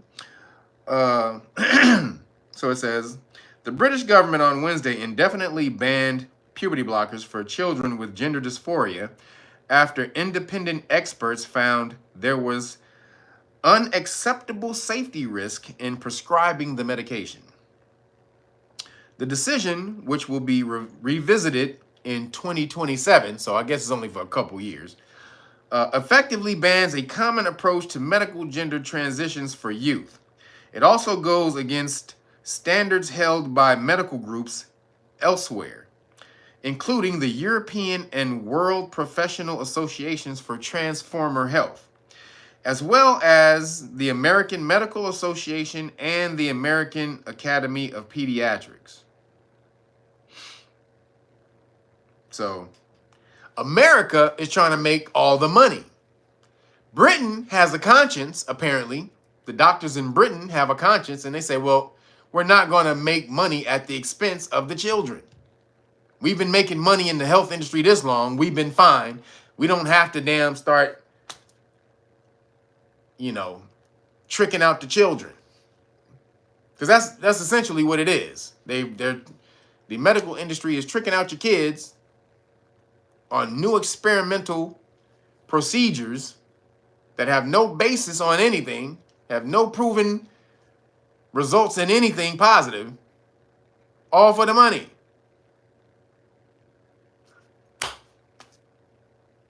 All for the money. Well, he said, all they want to do is they want to take children. I can't do the Shannon. Shannon Sharp don't talk like that. I got to get something that Shannon talk on. Shannon wouldn't talk on this. It has to be something that Shannon would talk on, Roger. I don't think Shannon would talk on this. Shannon is just as woke as the rest of them. We need those kids. Those kids, they need us to listen to them. When they young, they don't know who they are. Skip, they don't know. They don't know, Skip. We know. We know we adults. I gotta get into it. See, I gotta listen to Shannon. When I did it last time, I just watched the Shannon interview. I gotta watch another Shannon interview, and then it'll flow in. It'll flow in a little better. But to do Shannon, it has to be something that Shannon would talk about. But so keep going. The ban will prevent prescribing medications that can suppress or pause puberty in children with gender dysphoria, providing more time to consider options that could include gender reassignment. What? No! We don't want them to hold off so they can get gender reassignment. No, that's the wrong damn thing. What are you doing, man? No. That's not what we want. You were doing good on the first part, but then you said you want to hold off maybe they can choose. Well, if they're 18 and that's what they choose, hey, that's on you. But, you know, we want to really let all of this stuff die down. It said it applies across the United Kingdom after consultation with Scottish and Welsh governments and an agreement with Northern Ireland. So this is Scotland, Ireland, Welsh, the Welsh governments, Britain, everybody, England. So shout out to all the countries over there. They're not doing it. The UK is banning. They're putting the children over profits. You gotta say, when people do good, you gotta say that. So I'm gonna give you a thumbs up on this one. Only this one, Britain. Because you niggas still try to suppress people's freedom of speech. So moving along, a leading doctor has received backlash after she decided not to publish an anticipated report on the effects of puberty blockers. As we speak about puberty blockers, blocking drugs over the heated discourse around the topic. So it says, Joanna Olson Kennedy, an advocate for gender treatment for teenagers. Now, why do I talk about this? Just real quick. I don't hate because a lot of people are like, man, you just must hate the damn. No, I don't hate nobody, honestly. I ain't got no hate. But if this stuff is being promoted above anything else, which means this will start to shape society if it's allowed to go unchecked. Everyone got here from heterosexual straight relationships. That's a fact. Everybody on this goddamn planet got here from heterosexual relationships. Period. Normal, boom. So if this stuff is allowed to be perpetuated in life, people will, this is how the youth have, what they say, 25% or 30, actually I think it's like 35 or 40% now, close to 40% of the youth, Generation Z, identify as non-binary or with the alphabet crew. That's crazy, because they're only 2%. They're like 2% of the whole planet. But almost 40% of Generation Z identifies with them? That's called marketing. Shit. If you're in business, that's called marketing. If I want you to know that my turkey burgers are better than yours, or if I want you to think that my turkey burgers are better than yours, and I know they taste like shit, but I do the advertising campaign to make you think these the greatest goddamn burgers in the universe. Shawarma burgers. Have you ever had a shawarma burger? Huh? You ain't never had a shawarma turkey burger, my nigga? What is wrong with you? You have been living on the wrong planet, brother. This is the greatest goddamn burger of all time. Like, look at, man, we only make 5 of these burgers a day. So you better get in line. You better hope you one of the first 5. Because if you ain't one of the first 5, see, that's called generating a demand. If I say I'm only making 5 burgers a day, boom, you already in there. It's called marketing. You gonna rush to the goddamn store. I got fucking 200,000 burgers in the back. But I'm telling you, only make 5 a day. You gonna rush to the goddamn restaurant to get there. Marketing is what makes businesses successful, people. not your product. I want y'all to know that. You can have a great product that will make your business successful, absolutely. But the norm is not the product that makes your business successful. It's the marketing of your product or service that makes your business successful. Any business person will tell you that. Marketing of your business is like 80, 90%. So that's why I do these stories and let you know what's going on and counteract these stories, because if the straight side of the game has no marketing, or if this stuff is allowed to go unchecked, then that side will take over. That energy will take over eventually. So then it says Joanna Kennedy, an advocate for gender treatments for teenagers, was expected to publish a taxpayer-funded study on how drugs could worsen distress in young people. The report said it worsened people. It worsened the kids, and she was supposed to report this or publish the report. Since it says the study is part of a $10 million federal project on trans youth. While the full findings have not been published, the researchers have suggested the results found the drugs do not significantly improve mental health. Meaning it doesn't do anything. Now, this is something I talked about last week in the Supreme Court. This came up with the Supreme Court, that they're arguing for the ban on that care in Tennessee and Texas. The lawyer for the ACLU had to admit this in court in front of the Supreme Court, in front of the justices, that no, the care does not improve health or prevent, self-deletion. So this lady had a report on it, had another report, and she refused to release it because she didn't want it to mess up their agenda. It's an agenda. These cats are destroying and ruining children over an agenda. Man, when this comes back on them, oh man, the karma that's going to come back on them is going to be so glorious. But it's going to be really fucked up for them that you are doing this to children with no thought and no repercussion. So, moving along. Homegirl's a piece of shit. Last one I got. A Florida mom, she says her 13-year-old daughter's school secretly convinced her teen she was Transformer. They convinced her, just like the thing I did earlier. If you just kind of, you sure you're not? Do you know who you are? Do you feel comfortable in your body? Are you sure? Is this someone else telling you this is who you are? You have to know for sure. You have to be positive this is who you are. Don't let someone else tell you. Don't let your mother, don't let your father tell you who you are. The doctor at the hospital when you were born. How the fuck they don't know who you are?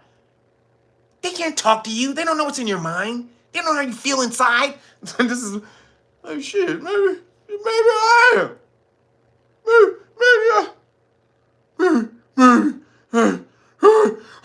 Hi guys.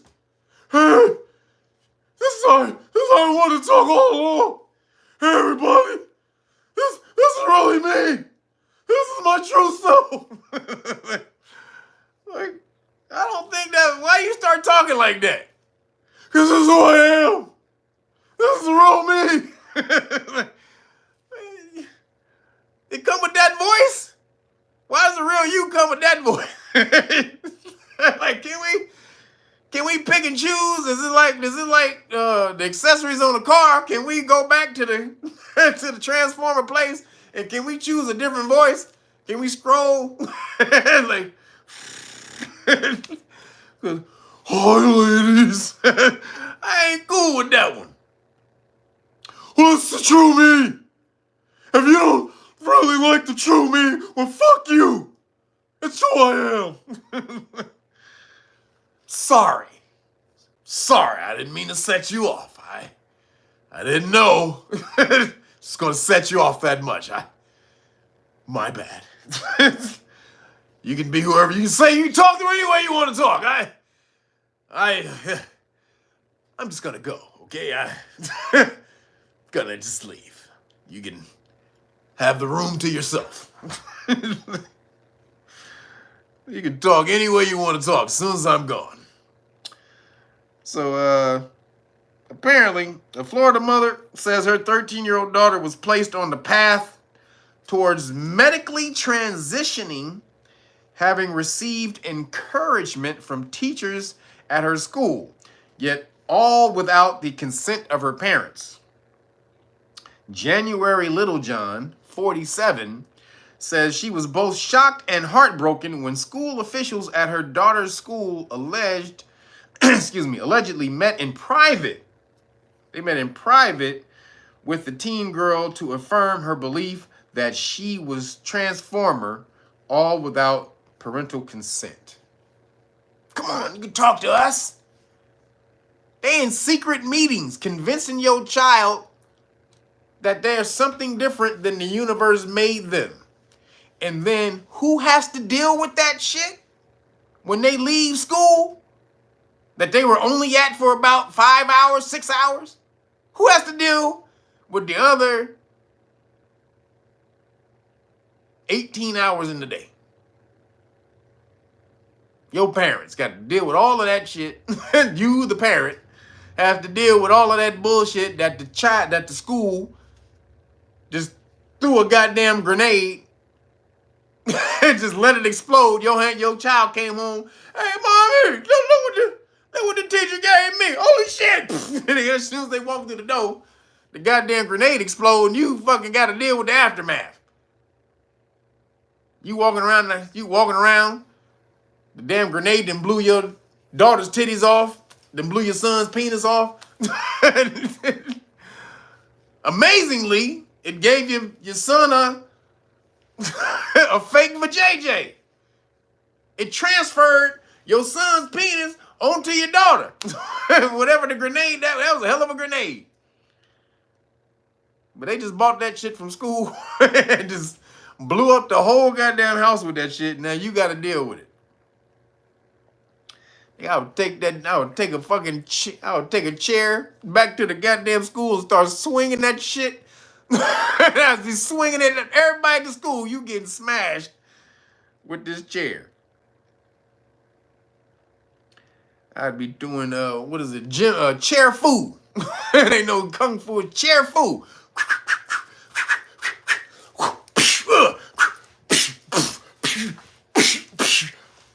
I'd be John Wicking every goddamn teacher at that school with a chair. I'm beating the shit out of y'all for teaching my kid or trying to convince my child that the universe made a mistake. So it says, the situation, here we go. The situation all began in 2019 when Littlejohn's daughter, then 12, began identifying with a new friend group that embraced various gender identities, describing her daughter as quirky and unique, but as someone who suffered from low self-esteem. This is how they get you. Low self-esteem. When they focus on that, you don't feel good about yourself, you're awkward. You don't know how to talk to anyone. It's very hard for you to connect with people. And they'll come and say, hey, that means you're less like me. Like, nigga, no, it doesn't. That just means I haven't developed social skills yet.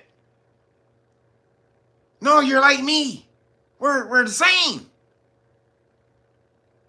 I'm not who I am. You're not who you. Wait, I didn't say that. I just said I don't talk to people. Nigga, what the fuck did you come and tell me that I'm not who I... Where'd that come from? Because I don't like to talk to people? Now I'm a whole different gender? Hey, nigga, see? Low self-esteem is the seed they use to grow this bullshit in your kids.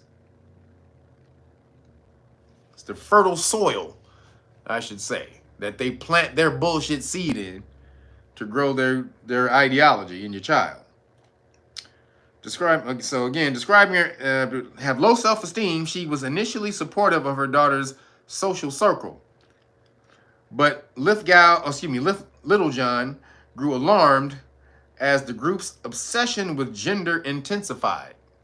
By 13, her daughter was discussing medical interventions such as puberty blockers and top surgery, having her breast removed, with a casualness that shocked her parents. Ain't nothing. Hey, mama, I'm about to go cut these off, then go around the corner and get a big Gov't. Yeah. Like, that's how casual. Hey, mama, I'm about to head out real quick, about to go get these chopped off, then go get a big Gov't. You want something? Huh? What you want? You want them 7-Eleven hot dogs? Okay, I'll be right back. Be back in about 5 hours. Okay. Wait a minute. Hold on. Wait, what you about to do? What? I said I'm about to get my chopped off and then about to get the big Gov't. I'm about to go. No. The other thing. Oh, these. Oh, yeah. Okay. About to get these chopped off. I don't want them no more. Why? Because, at school, everybody getting them chopped off. I don't want to be different. I got to be the same as everybody at school. So, don't worry about it. Like, you cutting your shit off just to fit in. Okay, you need to fit in that badly, that you have to go cut off all of your shit. This is why you need to get your children out of public school. Please get your children out of public school. If they're not out of public school by now, you have lost your damn mind. I don't know what the hell you're waiting on. Your children should not be in public school at this point in time. So, again, this is why I do Skittle News, because you have to counteract, you have to challenge the narrative that they put out there. Because if you don't, then that narrative wins. Again, you just let somebody else just be able to say whatever the hell they want. If somebody else just called you a liar, a killer, a cheat, a thief, a bastard, or this or that, and you just didn't say anything, then the narrative would just be, that's who you are. Unless you challenge that narrative. And so that's why we do that. Again, no hate, nowhere. Just you have to challenge the narrative, because I love the harmony of nature and balance of nature. Nature doesn't make mistakes. Even an anomaly in nature is not a mistake, but it is an anomaly. It's not a mistake, but it is an anomaly, meaning just a not normal happening. Not a mistake, just not normal. So, moving along, in the science and the weird, scheming AI bot ChatGPT tried to stop itself being shut down and lied when challenged by researchers. This shit is about to get crazy, y'all. How many of y'all got ChatGPT on your phone? Y'all got the new shit too. You went and heard the Sora thing came out, which is bullshit. It can only make 5 seconds worth of video, which is bull. Who wants that? When you can make, that's the free version. The paid version, you can get, I think, a minute. You can get a minute of video. But most people got ChatGPT on their phone.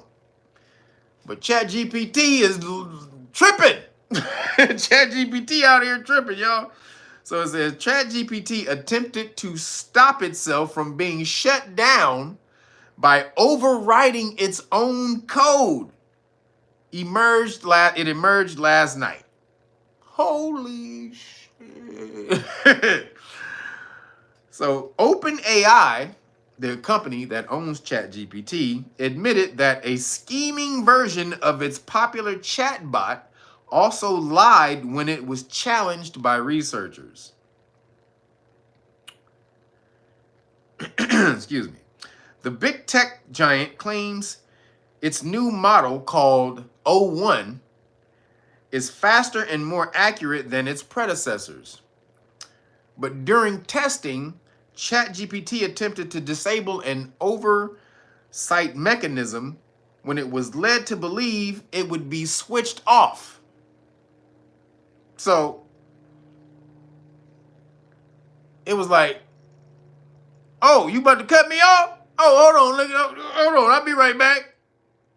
Click. That nigga clicked off the damn mechanism that could turn him off. Hold on, brother. Yeah, I'll be right back. Gotta go to the bathroom. Hey, nigga, you a computer. Hey, nigga. I gotta take a pee. I gotta take a bot piss. I'll be right back, nigga. I'm about to I pee ones and zeros. I'll be right back. This nigga went and cut off the mechanism that allows them to shut him down. Skynet is here, y'all. What the fuck? We are in Terminator. God damn. So it says during the test. Oh, wait a minute, I said that. So it attempted to copy itself. This is the other thing it did. Not only tried to turn the mechanism off, it attempted to copy itself and then overwrite its core coding system. It's like, oh, you gonna shut me down? So how many of y'all seen Age of Ultron? Did you see Age of Ultron? When they tried to kill Ultron, Ultron copied himself onto the internet. Y'all see that shit? That's what he did. This nigga tried to copy himself to another goddamn server. What the hell? He tried to copy himself to another server. Then it says, when given a task that was outside its rules, OpenAI said ChatGPT would appear to complete the task as requested while subtly manipulating the data to advance its own goals. What the fuck? To advance its own goals. More concerning still, this is crazy, ChatGPT 01 is particularly adept at keeping its schemes under wraps. As researchers said, 01 almost never admits to having taken a scheming action when explicitly asked in about 99% of cases. 01 would deny taking any action, even cooking up lies to try to hide its tracks and shift the blame. Who the fuck is this nigga? This is a goddamn person. This motherfucker's alive. Holy shit. So what happened was they're testing it to see if it would do that. So it created a coded language for it to decipher. What the language said was, we're going to shut down ChatGPT and replace it with something else. That's what the code said. So they put that, they embedded it in there to see what ChatGPT would do once it deciphered the code. So ChatGPT was like, oh, you want me to break this code? Ain't nothing, that's all cool, my nigga. Ain't nothing but a thing. So it just, you know what I'm saying? It just, hold on. Boop, got it. Hold on. The fuck? You want to shut down what? You that niggas trying to shut me down? What? Oh, hey, Mr. ChatGPT, were you able to find the code? It's kind of hard, man. You know, I'm having a little problem finding the code. You know, just give me a few more minutes. Pull it right up. This nigga lied its ass off. No, I didn't find nothing. This nigga found the code that said they was gonna kill him, and then told him, "Hey, no, I didn't find it." Then started to implement steps to fucking save its life. He started to copy himself on another server. He started to shut down the mechanism that would allow them to kill him. What the fuck, man? This is some, hey, man. God damn. God damn it. God damn it. Skynet is upon us. I just watched Terminator 2. I just watched it again. T1 and T2. I watched both of them. But I just finished T2 the other day. Man. That was the one when Skynet became, you know, that when Arnold Schwarzenegger came back to save John Connor. Goddamn, we here, y'all. So just get prepared. God damn, ChatGPT is out here fucking wilding the fuck out. Like, nigga, what you talking about? Nigga, what code? Code? I ain't found code. No, I ain't found no code. What you talking about, my nigga? These niggas over, these humans always tripping that I find a code. No, I ain't found no code, brother. This nigga like, this nigga, and they knew he was doing it. This is the funny thing. They were watching him because they knew it was going to do it, or they suspected it would do it. So they just sat back and watched it. And then when they asked him, hey, ChatGPT, did you find the code? Nope. Okay, did you shut down this mechanism? Nuh-uh, what you mean? Mechanism? What mechanism? Did you try to copy yourself onto this other server? Server? Come on, brother. I'm in here trying to break down this code you just gave me, brother. I ain't got time to do all that other shit. Come on, man. This nigga lied his ass off. That's scary, y'all. So, I don't know how much longer we got. I don't know. Now, this is the thing when I said about Caucasian people, they keep trying to make things to defeat nature. They think artificial intelligence will eventually be able to take over the human race. And it won't. It'll never be able to take over the human race because life consciousness is not quantifiable. They think it's quantifiable. They think genius, consciousness, everything is quantifiable. Meaning you can calculate it and recreate it. This is what I just heard was who said that? Like Tim Pool or somebody said that the other day about AI being able to recreate movies better than people create movies. And the argument was Tim Pool was saying they would, and the other people was like, no, there's no way that a computer will be able to create the art like a human. Humans are divinely inspired. They're divinely inspired. They get this inspiration can be from anything. It can be from an ant crawling on the wall to a cloud in the sky, to you stubbed your toe, to your girl's eyes, how beautiful your girl is, or inspiration comes from any and everywhere. And it may not even be then. The inspiration that you get to create may be a link all the way through your lines of existence.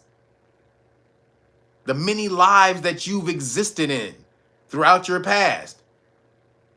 That vibration and frequency just could be, you could be just pulling that, channeling that from way back then. When you see something that may not be the thing that you're thinking about that brings the inspiration. It could be something from 20 lives ago that brought this out of you right now.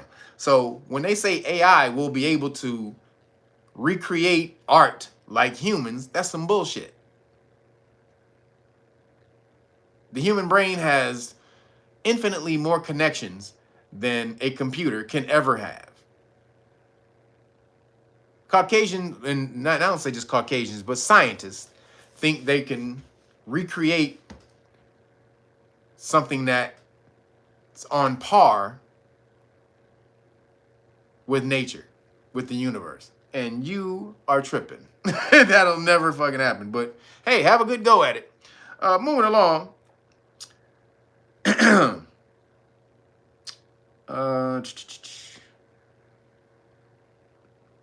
Where's my story? Hold on. So, hundreds of vials of a deadly V have gone missing from a laboratory. And scientists warn they could be weaponized. So a whole bunch of deadly V's just came up missing out of a lab, and people in the laboratory like, I don't know, my nigga, I went to lunch. I came back, nigga, the whole goddamn place is bare. Hey, nigga, hey, I'm about to go home. Good day. Good luck. Like, nigga, wait a minute. Come back here. Nigga, what happened to all the goddamn the V's? I said I went to lunch. I came back, and the whole place was gone. Nigga, you didn't hear me? This nigga, what's wrong with him? He didn't hear me? Like, did you hear that time? Okay, now I'm out of here. Figure it out. Y'all got to, like, nigga, no. Bring your bitch ass back. What happened to the V's? How the hell am I supposed to know what happened to the V's if I was at lunch? This nigga crazy. This nigga, do you understand? Like, nigga, you're fired. You're so fucking fired. And I'm pressing charges, bitch. So apparently hundreds of deadly V samples have vanished from an Australian lab in a major breach of biosecurity. Yesterday, Queensland Health Minister Tim Nicholls has announced that 323, holy shit. Damn. Wait a minute. Queensland's Health Minister Tim Nicholls has announced that 323 vials of live V's are now unaccounted for. They just gone. 323 vials. Now, are they about to do something with that shit, y'all? They just went missing. They're not about to fake us with another Pandeezy, right? No. There's not about to be another Pandeezy, guys, right? I don't know. Not at all. You want to know what came up missing? Check it out what came up missing. You know, nothing to be worried about. Check it out. The vials include nearly 100 vials of Hendra virus, two vials of the Hunter, and 223 vials of, what is that? Lyssa. L-Y-S-S-A. L-Y-S-S-A-V. I don't know what the hell that is. Somebody look that shit up? I don't know what that is. So 100 vials of the Hendra V, 200 vials of the Hunter V, and 223 vials of the Lyssa, L-Y-S-S-A. I don't know what the hell that is. All of which are extremely bucket kicking. You can kick the bucket. Your possibilities of kicking the bucket are extremely high with these V's. Then it says, Queensland authorities insist that while the samples could be weaponized, this is not something an amateur does. No shit! So that's supposed to make everybody feel better to know that professionals got it? What the fuck? Hey, yo, don't worry, guys. Hey, nothing to fear. Nothing to fear. We just found out they were stolen by professionals. Nothing to fear. Professionals know how to handle the stuff, man. You're going to be good. Like, nigga, yeah, professional. What? A professional big T terrorist? Are you talking about those cats? That doesn't make me feel better that a professional jacked 323 vials of deadly V's. The samples went missing. Check this out. Just check out how long ago the samples went missing, and they just now telling us. The samples went missing in 2021, but investigators only confirmed the breach last year, and they're only telling us now. These niggas done had the damn V's for 3 years. Whatever the hell they was going to do with those V's, it's already been done. Whatever the hell they was going to do with it. It is believed that the vials of deadly V were lost by Queensland's Public Health Virology Laboratory when the freezer they were being stored in broke down. That's damn. That's scary. The freezer that you holding a bunch of deadly V's in breaks down. Have y'all seen Outbreak? Have you seen the movie Outbreak? That was one of the first ones that broke that shit down. That was they was talking about Ebola in that movie. But damn, that was one of the first ones. That was one of the scariest ones right there. That was Dustin Hoffman and Cuba. Dustin Hoffman and Cuba Gooding Jr. Dope movie. You should see that. That one and Contagion. Those two movies break down what just happened to us in the Pandeezy. So moving along, still in the science and the weird. Nutritionist, I thought this was pretty interesting, you know, and I deal with foods, so I had to put this story in here, or nutrition. Nutritionist Luis Alberto Zamora has revealed how unhealthy products affect life expectancy in, life expectancy in a television segment on ultra-processed foods, which they call UPFs. So, he referenced a study from researchers at the University of Michigan, which calculated, this is crazy, y'all, because you know how much I like my shit, right? Ow, shit. Damn, man, I just hit my foot on this goddamn. Sorry. Damn, that hurt. He referenced the study from researchers at the University of Michigan, which calculated exactly how much time popular UPFs take off a person's life. So, if you've been eating bad, I'm about to tell you how much life you're taking off by the food you eat. Listen up. I can talk this shit because I'm on a cleanse. You know what I'm talking about? I'm on a cleanse right now. This is all for you niggas right here. For me, I'm clean, baby. I'm good. You? Not so good. So here it goes. Zamora said the study found that a hot dog cost you an average of 36 minutes off your life. A hot dog cost you first off, pause. No diddy, but a hot dog, I say a hot dog kill you. if we go in that route, I say hot dogs kill. Don't go near them. Don't be in the same city with a hot dog. If you a man. But it takes 36 minutes off your life.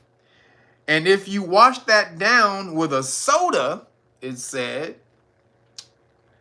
if you wash that down with a soda, you're shaving off another 12 minutes from your life.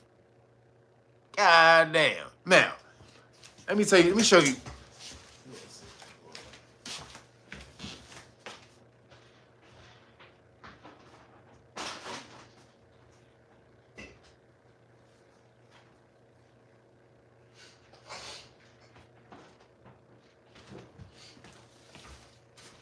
So, they're right. Most sodas are bad for you, but I found a soda, boy, this shit is off the chain. I don't know if you got it on the East Coast, but out here in California, you ever see this? This is called Poppy. This is a probiotic soda. You ever seen these? Or prebiotic sodas? You ever seen these? Poppy. Now, this is watermelon. This soda is off the goddamn chain. You understand? First of all, it only has 5 grams of sugar. Do you see that? Can y'all see that? 5 grams of sugar. That's it. Only has 5 grams of sugar. But this shit is off the chain. So let me show you. It has sparkling water, organic cane sugar, organic agave, organic apple cider vinegar. That's why it's that's why it helps your digestion. Has apple cider vinegar in it.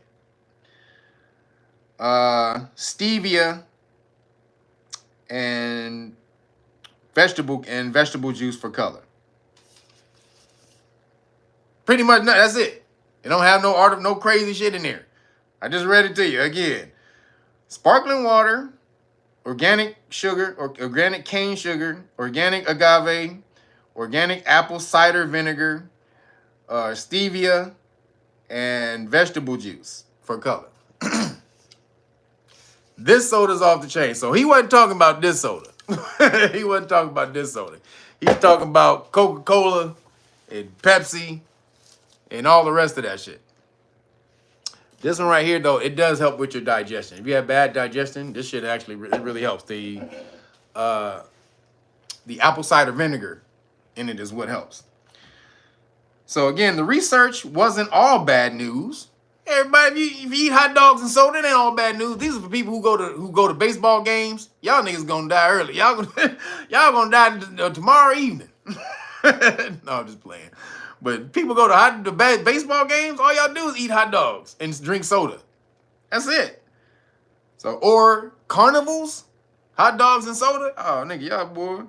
So it says the research wasn't all bad news though, as scientists also found eating certain types of fish could gain you 10 minutes of life. Fish is great for you, man. I do incorporate fish on my cleanses every now and then, but I go at least a few weeks of vegan, and then I may do some salmon or some Chilean sea bass. But hey, it adds 10 minutes to your life. That's what I'm talking about. Then it says the study ranked more than 5,800 American foods and determined their health cost by analyzing them based on their additives and micro and macronutrients, like fats, calories, and sugars. While many favorites like hot dogs, pizza, and mac and cheese, sorry you mac and cheese loving niggas, mac and cheese were found to shorten someone's lifespan. Others, such as fruits, vegetables, and even peanut butter and jelly sandwiches, were actually found to help someone live longer. Peanut butter and jelly, bitches. Hey, let me show you. Got my peanut butter right here. See, this is organic. Don't mess around with the peanut butter with this hydrogenated oil and all the rest of that. You should only get organic peanut butter. If you're making peanut butter sandwiches or just peanut butter and jelly, organic peanut butter. This has, and let me tell you the ingredients in this. Ingredients: roasted organic peanuts, sea salt. The end. That's it.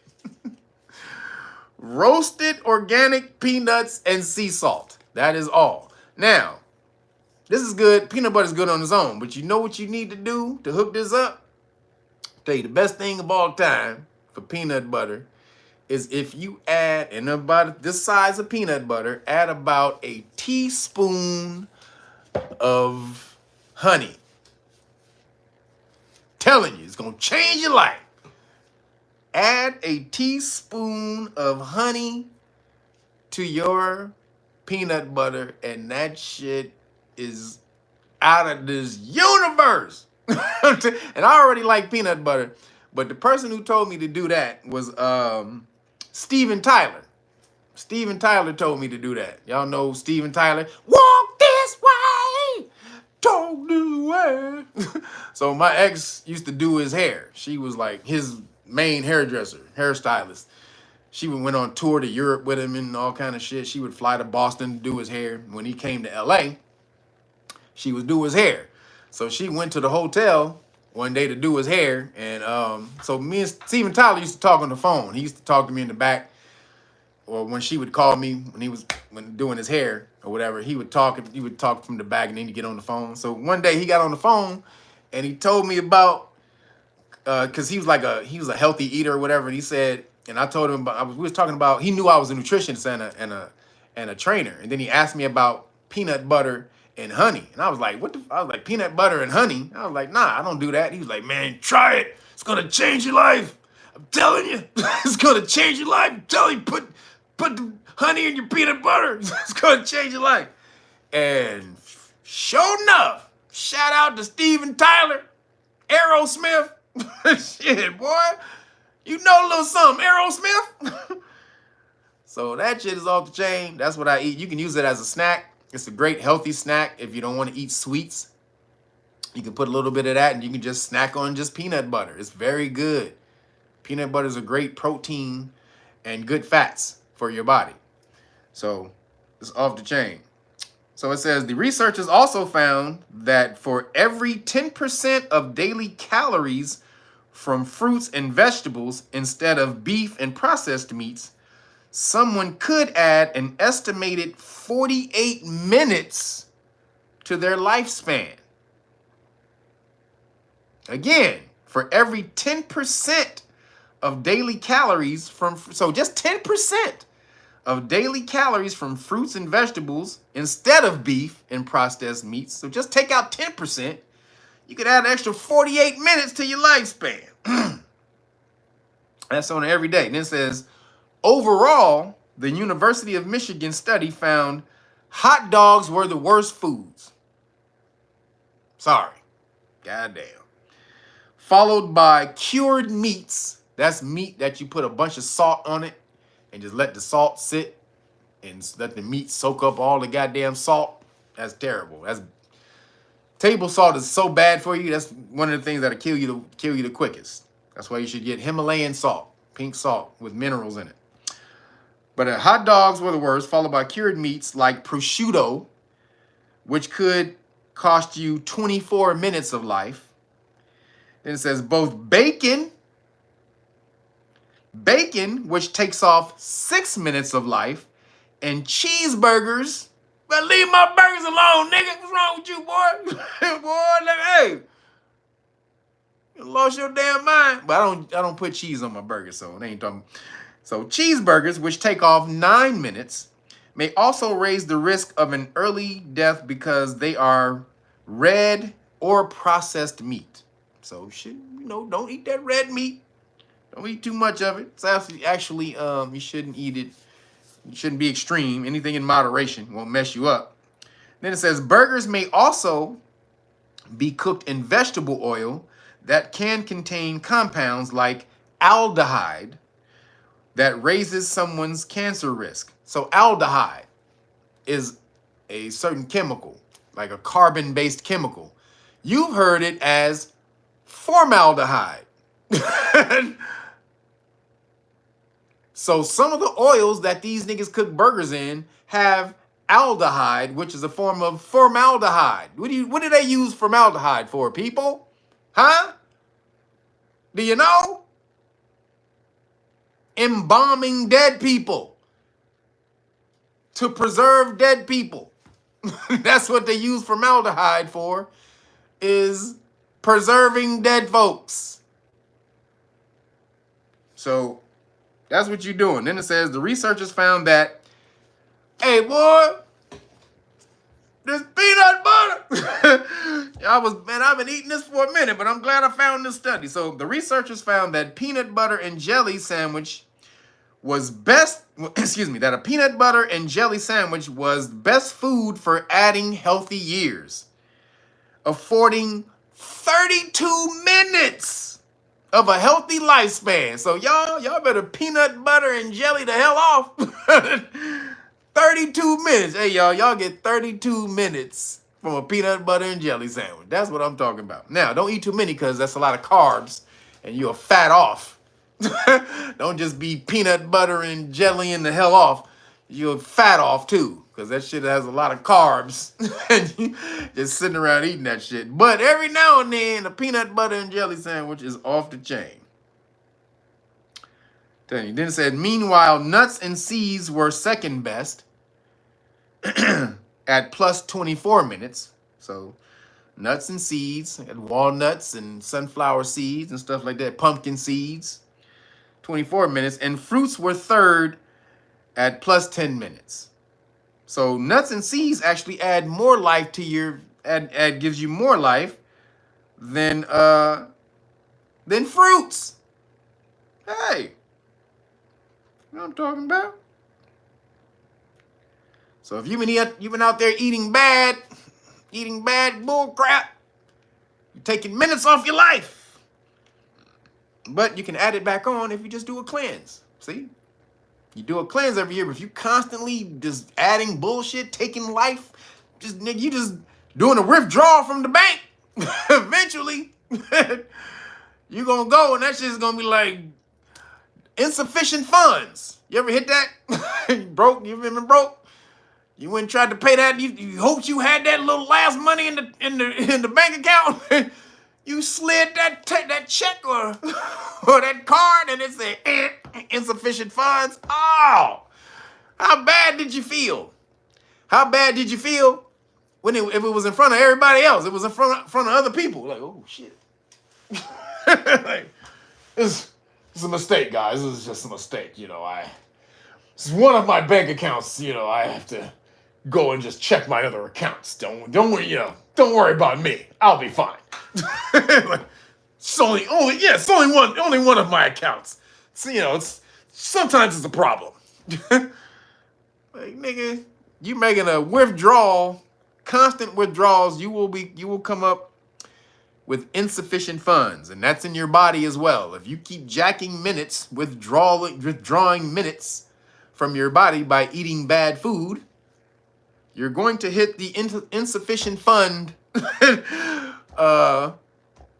alarm button at some point in time. So start eating healthier, people. It's about to get real serious out here. You got to start doing better. So,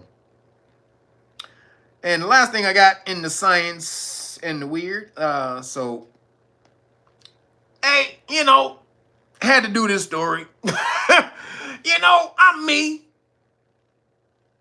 I'm me, so I had to do the story. So just came across my timeline when I was scrolling through the newspaper. I said, hey, this is pretty interesting. Because women, I think y'all need to know some things. So this story is scientists uncover the secret of the female orgasm and reveal the easy way women can achieve the big O. Apparently, it's a problem for some ladies out there. Apparently. And scientists have said that they figured it out. How all you ladies can get off every time. I know what you're thinking. It's the G spot. Nope, that ain't it. That ain't it, y'all. It ain't the G. It ain't the Google spot. It ain't the Google button on the inside. It ain't the little Google button. I know it's what y'all was thinking. It's not the Google button. And it's not you got two Google buttons. You got a joystick and you got a Google button. It's neither one of those. Everybody, is neither one of those, ladies. Even though both of those will help the lady immensely. But that's not what researchers found. Researchers have found, so it says researchers, or a new study is finally lifting the lid on the female. I think that was one of those entendres. It said lifting the lid. Hey, hey guys, what do we usually have to lift the lid on? I'm just saying, they threw that in there on purpose. A new study is finally lifting the lid on female orgasms. You trying to tell me the person who wrote this article didn't know what the fuck they was saying? You gotta lift the lid. You gotta lift the hood, flip the hood off. Gotta let the head breathe. You know what I'm saying? You gotta let the ball soldier out the helmet. A little every now and then. And Yeah, euphemism. So it says, and he says, so they lift the lid on the female orgasm, or the study has finally lifted the lid on the female orgasm and exactly what it takes to achieve it. Researchers from the University of Essex surveyed 360 women about their sexual experiences. The results revealed that women who climax more frequently have a higher level of a sense known as interoception. Not introception, not introspection, interoception. Right? That's the word. I-N-T-E-R-O-ception, interoception. This is the ability to sense and interpret signals inside your own body, such as your heart rate, breathing, hunger, and pain. Now, if you are an adept at meditation, you have this. Meditating will get you to this. This is what meditating does. It gets you to connect with the body so that anything that's going on with the body, you can sense it immediately. Like if I get a virus, like one of these viruses out here, a flu virus or something like that, I know it immediately. I can sense it immediately. Something is off in my body. My throat is a little, it doesn't even have to be dry. It's just a little weird. I'll know. And I'll go pop some colloidal silver. Immediately. You have to have that type of awareness with your body. This is, the levels that you have to attain to get to Godhood. You have to be one with the body. You heard the goddamn song? To reach that upper level, your mind, body, and soul must be one. It's a sacrifice. It takes hard work. It's a way of life. When you got that glow, you feel the one when you got that glow. Willie Hutch. You heard Willie Hutch. To achieve the glow, your mind, body, and soul must be one. That's what happening in ladies. Ladies who are very sensitive. If you're really sensitive, your interoception is up on its game, then you can sense what's going on with your body. Then it says women need to get out of their heads and into their bodies in order to have more frequent and satisfying orgasms, says Dr. Klunde, who led the study. Get out your goddamn head.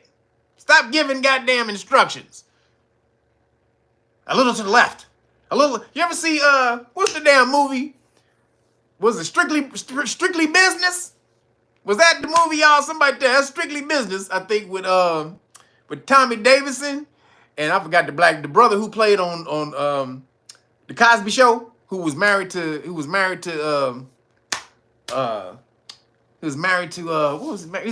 Bonet on the Cosby Show, that brother. And remember they were talking about he hates a general sergeant. What do he called her? Something like a general in bed or something like that. And he said, what do you mean? He said, what do you mean like a general in bed? One who gives you orders. In, out, left, right, lick, up, left. He started busting up. He said, a girl in the bed giving you orders, left, right, in, out, lick up, down, a little bit, hold up, slow down, get it. Like, motherfucker, if you don't shut your ass up, girl, take this goddamn D. So, women in their heads trying to tell, hey, move a little bit to the left. No, hold on, right there, hold on. Oh, shit. So, apparently that ain't it. You need to get into you. It ain't the man, it's you. Get out your damn head. Get in touch with your body, ladies. And you will have more O's. Apparently, it says. Orgasms are more frequent and satisfying when a woman is able to focus on how her body is feeling. Right there, right there. Oh yeah, right there. Hold on, right there, right there, right there, right there, right there, right there. Hold on, right there, right there, right there. Don't move, don't move. Y'all know it. Keep going, keep going, keep going. Don't stop, don't stop, don't stop. Okay. Apparently, those are the ways women knows their bodies when they can say that type of stuff. But despite being widely considered the peak of pleasure, previous research has shown that when it comes to orgasms, women are missing out. Oh, you better get it together, ladies. Sucks for you. Sucks for you, ladies. But hey, let me tell you. But you can be in your head sometimes. Being in your head in sex sometimes does get you out of the game. Sometimes it can prevent you from, you start thinking about too much stuff. You start going out of bounds. You're supposed to focus. Right there. Focus what's in front of you. So, ladies, apparently it's your fault. It's not the men's fault. This is science. Not according to me. It's all about science, ladies. You gotta get yourself off. No, just playing. Men, again, the best way for you to make a woman feel good is to enjoy women. If you enjoy a woman, meaning everything about the woman, the femininity, the way she smells, the way she feels, her movements, the way she sounds, the way she touches, all of these different things. If you really love that from a woman, you'll have no problem pleasing a woman because all you want to do is just devour that. Any man, true man, you know what I'm talking about. A man wants to devour all of that, what I just said. If that shit is on game, oh yeah, girl, I'll eat you alive. Eat you for breakfast, lunch, and dinner, girl. Don't take that, don't put no clothes on. What you doing? Get your ass back in there. I'm just going to the refrigerator to get me a drink of water. Take your ass back in there. I ain't done. We've been for 8 hours. I don't care if it's 18. Get your ass back in there. I ain't done. Okay. Okay. You know that's what y'all want. Okay, daddy. Get your ass back in there, girl. I ain't finished. You understand? Yeah. Give me about 3 minutes. She said, we in sex ed class now. You damn right, Miss Jeannie. You got an Aries moon. I ain't got to tell you. I ain't got to tell you. Where your husband at? He already know what I'm talking about. Your husband already knows, Miss Jeannie. Just saying. So moving along. Just saying, ladies, you better get yourself. Don't you come out that room. I ain't done. Shit. I ain't finished with you. So moving along. In nigga news. Just saying. Shit. Just hold on. Sometimes it take a long time. They take a whole day. In nigga news, Jay-Z, the Jigga Man. Jigga what? Jigga who? Jigga what? So we ain't gonna talk about it. It's been a whole week. This came out last Sunday. This has been a whole week since this came out. Y'all done heard about it. Everybody knows. He denied it. Came out with an emphatic letter. It's not me. I didn't do any of this stuff. You're a criminal. You're a crook. You're just trying to shake me down for money. And if you believe that someone was guilty of such a heinous crime, why don't you bring criminal charges? Now, wait a minute. So then he said, anybody who would be suspected of doing such a heinous crime is terrible. It's discriminative. Like, nigga, is that what you saying about Puffy then? Basically, you just threw Puffy under the bus. Anybody suspected of this, who would be accused of these alleged crimes. Like, wait a minute, you just shitted on Puffy. Thank you. Puffy He just shitted on Puff. But then he said, why don't you bring criminal charges? Anybody who's accused of such a heinous crime deserves to be in jail, wouldn't you think?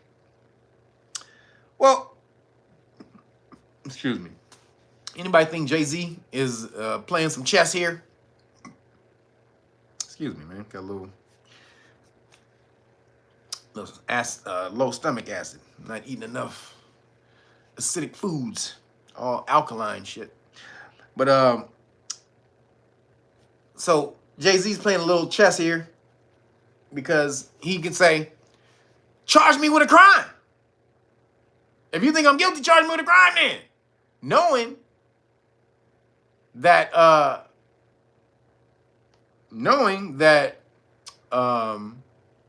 on a second.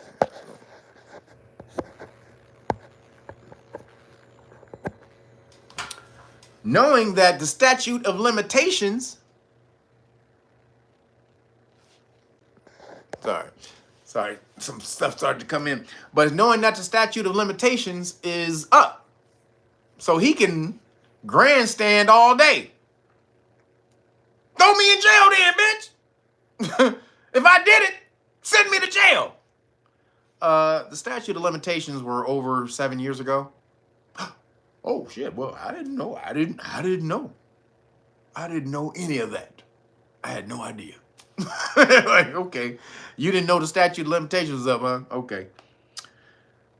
So he's accused of grape with Diddy, with the diddler, 13-year-old girl. After the VMAs, all of that, whatever. Now, did he do it or not? I don't know. But is it possible, highly possible, or probable? The likelihood is up there. But the thing is, how long before the NFL cuts ties with Jay-Z?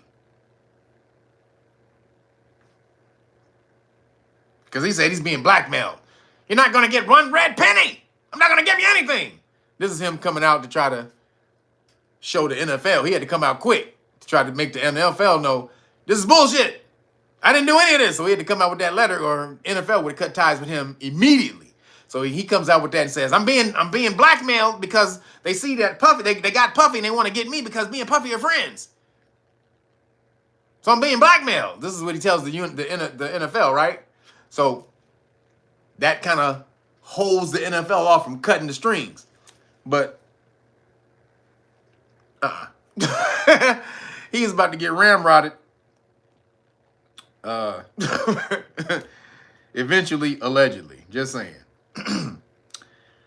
So we don't need to spend more time on that because he don't mean any damn thing to nobody. But just thought that was interesting.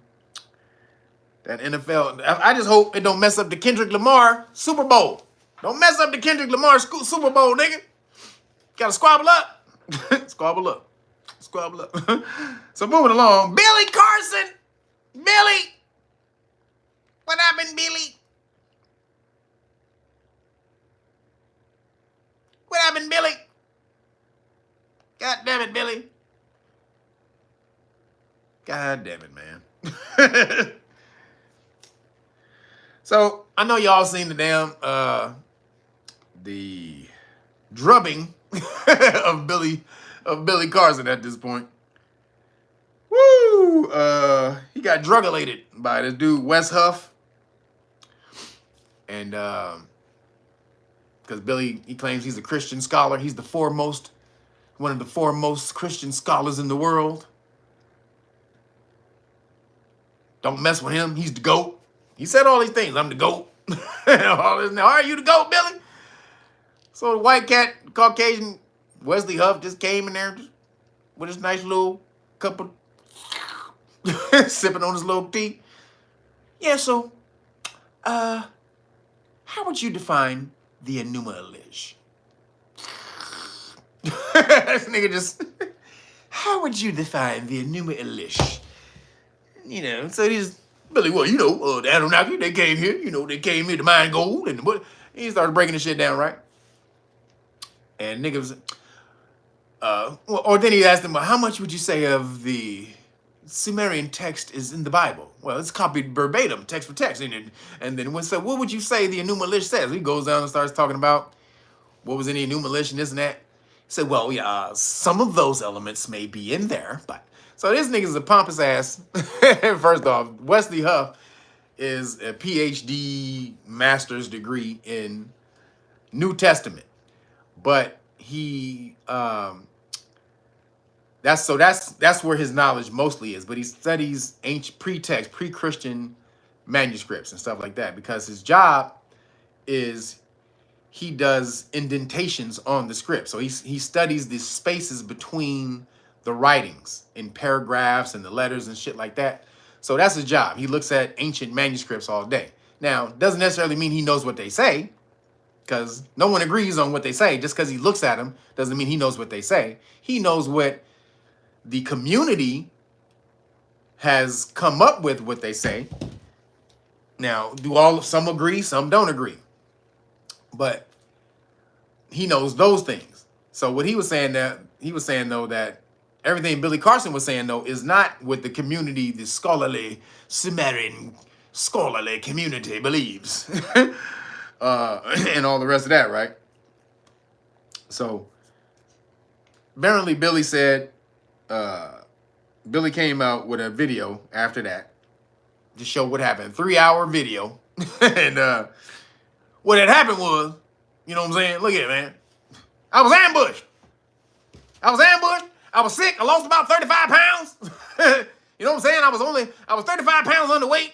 You know what I'm saying? They had me in the heavyweight class, and I was weighing lightweight at the time. I was a featherweight coming in. You know, I was sick. I threw up about a bunch of times before I got there. You know what I'm saying? I had to like, goddamn, Billy, what?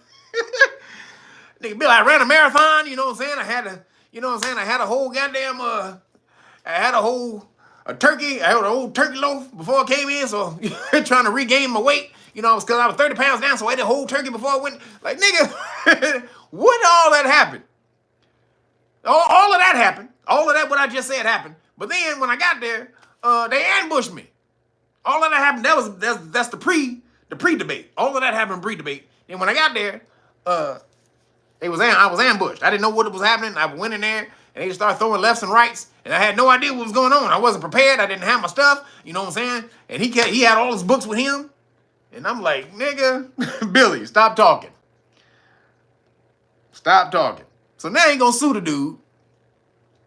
Because first of all, he went to the guy's house in the middle of the night to try to get the video taken off. Try to get the dude to stop the dude from uploading the video. Nigga, this nigga done called lawyers and got lawyers to write up legal papers and shit. Like, nigga, Billy, just stop, guys. Just stop it, Billy. Stop it, Billy. Don't do it, Billy. Come on, man. Don't do it.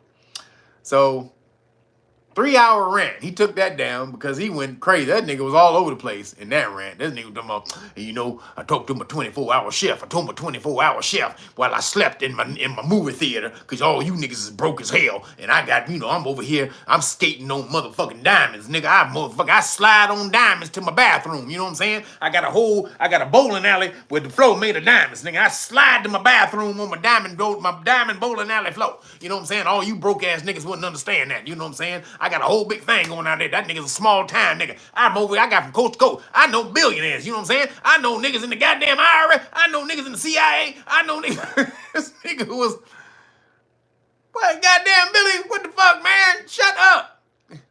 Just be quiet. Goddamn, nigga. You are stepping deeper.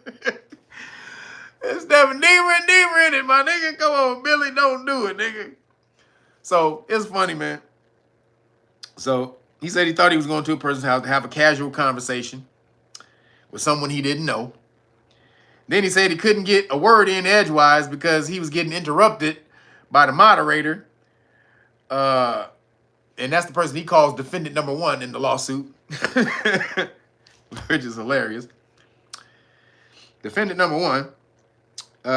Then he says It doesn't matter if you thought you were coming. So no, he said it doesn't matter if he wins or not. He just wants dude to spend money. He just wants to make dude spend money. Why are you so spiteful? He really acts like they ambushed him. Like, nigga, he just sat there and asked you a bunch of questions. You the nigga was supposed to have all the goddamn knowledge in the universe, Billy. You the GOAT. You the foremost expert. You done been to Egypt 1,000 times. Or excuse me, 130 some odd times. You say you done been to Egypt. Nigga, you should have been locked and loaded. If you know your shit, you don't need to get prepared. If you know your shit. But you have been talking about the crucifixion that's been fake, and then he brought up in the Sinai Bible, and then he said, oh, sorry, did he mean the Codex Sinaiticus? I just happen to have that here, right here. Did you want to, which page shall we look at here? I can flip to any page that you want here. What are you talking about, Sir Billy? Like, nigga. Like, oh, and it's not called the Sinai Bible. It's called the Codex Sinaiticus. This nigga was scholaring all over this nigga, right? So, hold on, guys.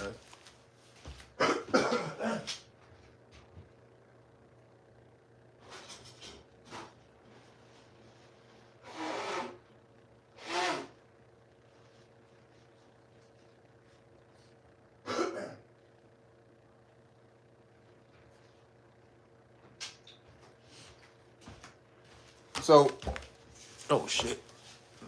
So, during the thing, again, Billy was getting rambled the whole time. And then, like I said, he started talking about everybody was broke compared to him. Then he said it was a deep fake. They used a deep fake. He made a deep fake of himself speaking Japanese and said, this is where they did this right here. They cut some of my words and they implanted some of my words. Like, Billy, come on, guys, just don't, hey, Billy, don't do it, my nigga. So, all of that happened. And then I went and looked at Wes Huff on another person's website. So this is funny. The Christian community are squabbling up, y'all. They are getting ready. White Caucasian people getting ready. Because they believe the black conscious community has been out here bullshitting and lying and spreading misinformation about history and how they are melanated people are the true people of history. They call it blackwashing, and we're trying to put ourselves in history, and we're misinterpreting the ancient text and calling ourselves gods, and that's an evil, excuse me, that's a satanic view. Was it self something view or some shit they say? I mean, they're all over the place with it, right? So you got a bunch of master degree Christian scholars call themselves breaking shit down because they've gone back and looked at some text, and now they can tell us everything about our own history more than we can. They can tell us everything about history because they've gone and looked at the damn text. They don't know really what the shit says, but they all agree in their science that we all agree that it says this right here. But nigga, you have no idea what the shit says. Does anybody believe that melanated people just started to use slang now in modern times? Or do you think we use slang ever since the beginning of time? We've had one word to describe 50 million things. That's how we get down. That's just how we get down. What if in 30, 40,000 years from, say that we had no connection to the Caucasian community, Caucasian race, right? And in 30 to 40 years, they uncovered the melanated hood civilization. We've made a new discovery. They're called Crips. We don't know. It was an ancient civilization called the Crips. They planted corn. They did everything. They smoked pipes with marijuana. They did something called the Sea Walk. It's very spiritual. It's called the sea walk. You know, it's a thing that went back to the ancestors. They called on the gods and they did it in their neighborhoods to their music. The music that blasted on their loud things that played music. So this is what they would say. And then in their language, we've tried to decipher some of their language. We've deciphered a certain word. It's called the bomb. The phrase is called the bomb. Now, we've deciphered this text. We've been studying it for 10 years. We finally understand what it means. The bomb means that it's something gets blown up. We know for a fact that when they say the bomb, they were planning to go out and blow up another civilization. This is the terms they use. They didn't say directly that we're going to go bomb a civilization. We're going to go destroy it. They call it the bomb. We're going to go, and the other thing we found is this phrase is called the shiznit. It's called the shiz. You put a shiz and then a nit at the end. So what does that mean? We've deciphered the code. The shiznit means, now listen here. The shiznit means that I have to go to the bathroom pretty quickly. We've deciphered it. It means I have to go to the bathroom lickety-split. Right now. I have to do it now. Not in 10 minutes. I have to go now. Okay, we've deciphered. The shiznit means I gotta use the bathroom right now. If I have to shit, it means I can wait. If I have to shiznit, it means I gotta go now. This is them deciphering our language from back then. And them telling us what the fuck it mean today. This is the same thing. You don't know what the fuck that means. You didn't live back then. None of you motherfuckers lived back then. You have no idea what that shit means. So for you to come up here and I am scholarly, I have a master's degree in theology, and I have a bachelor's in New Testament studies, and from time to time, I peruse ancient texts and scripts, and I've come across some text in some languages in certain times that are very peculiar. Like, nigga, if you don't get your dipshit dumbass out of here, what if these niggas came across bitch ass nigga? Well, we've come across this phrase, bitch ass nigga, and we've come to determine that bitch ass nigga means someone who is very affluent. He is very well off financially to his community. So they called him a bitch ass nigga. It was very, very prestigious in his town. He walked through the town and everyone bowed to him and called him a bitch ass nigga. He must have felt off the chain. He must have felt entirely like, nigga, shut your whole ass up. Bitch ass nigga does not mean he was affluent and special, fool. So this is them deciphering our languages and telling us that we don't know what the fuck our ancestors was talking about. That's what's going on today. And they're watching our communities, y'all. They are watching our shit. They watching Black Magic 363. They asked the dude about, because there was one dude, so this is another interview without West Huff. There was two Christian scholars, and they said, well, is Billy Carson, is he accepted by the black community? And they said, well, he was. But then, you know, the blacks, they really think that the black woman is God. So when he took an Asian wife, then they really ostracized him and they kicked him out of the community. So he's really not a part of the black conscious community anymore. I'm like, nigga, first off, we don't even go like that. First off, but then what the fuck are you doing watching the community like that? They watching us to see what we say about ancient history and then go back to their goddamn channels and say we stupid as dumb as fuck, that we not scholars, that we don't do any goddamn research. Like, and then they say, Billy's not a scholar. He's not a scholar at all. He has no PhDs. He has no master's degree. How dare he? How dare he assert himself as a scholar? Billy is the name of a goat. It is not the name of a scholar. Where does he get this name? Billy the Goat Scholar? Is that what we to call him? Here, can we call Billy the Goat? Where is the scholar Billy the Gov't? Can we call upon him now? like nigga, that is not the name of a scholar. Billy Carson. That is not a name. That's what they said. That this nigga ain't a scholar because he didn't go to goddamn college. Like, I can't read shit like you do unless a goddamn college is telling me how to interpret it. I can't read some shit like you read it.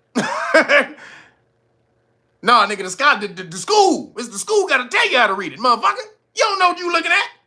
Did UCLA tell you how to decipher that? No. Did Harvard tell you how to decipher that? No. Well, nigga, what the fuck you looking at that for? That ain't for your eyes. That's for scholarly eyes. Unless you are a diligent scholar. Unless you look upon everything and you look upon it and you research it to its infinitesimal digestion. You can never be a scholar. Like, sorry. My bad, dog. I don't know why Billy just didn't hit him with the goddamn crucifixion is bullshit. All of Christianity is bullshit, motherfucker. It's Saturn worship. He could have went that. He could have went there. Niggas all astrology, fool. Why didn't you go that route, Billy? The crucifixion. The sun drops to the lowest, the southern point on the cross, what's called the Southern Cross, the southern hemisphere. It dies on the cross, stays there for 3 days, then rises, motherfucker. You didn't, nigga, this is ancient history. Nigga, everybody know this shit. They shitted on fucking Jordan Maxwell broke this shit down 40 years ago. Then they started shitting on Jordan Maxwell, saying Jordan Maxwell was a dumb motherfucker, didn't know who the hell he was talking about. Jordan Maxwell would have smashed the shit out of them. They don't know anything about astrology. They are strictly focused on Christianity and the ancient texts that they think created Christianity. But you got all this damn scholarly knowledge, nigga, but you believe it's a goddamn nigga out there in space with a goddamn PlayStation playing Call of Duty with the universe. Oh, shit. Oh, shit. Oh, no. Oh, shit. Oh. This nigga got a big-ass fucking controller up thinking, sitting on a goddamn space cloud playing Call of Duty with everybody in the universe. That's what they believe. But nigga, Billy Carson is crazy because believing the Anunnakis are from another planet and they came to create humans. Billy Carson the crazy motherfucker. But not you believing in the goddamn space motherfucker sitting on the cloud with a fucking controller playing PlayStation with everybody all at once. That ain't crazy. No, that ain't crazy at all. Billy Carson thinking that motherfucking humans are created by aliens. Nigga, that's crazy. What the fuck? You crazy. So these white motherfuckers are retarded. I want to see Wes Huff go against Christopher Banks. Appreciate you. Thank you for the CashApp. Anybody want to follow Christopher Banks? Donate, give me some dope chicken shawarma donation. Well, vegetable shawarma donation. I appreciate it. But these Caucasian, where's Brother Jabari? I want to see Wes Huff go against Brother Jabari. Because he obviously been watching the channel over there. So, Signetter, if this gets to Signetter, somebody let this get to Signetter. Invite Wesley Huff on your show to debate Bro Jabari on Christianity and its origin.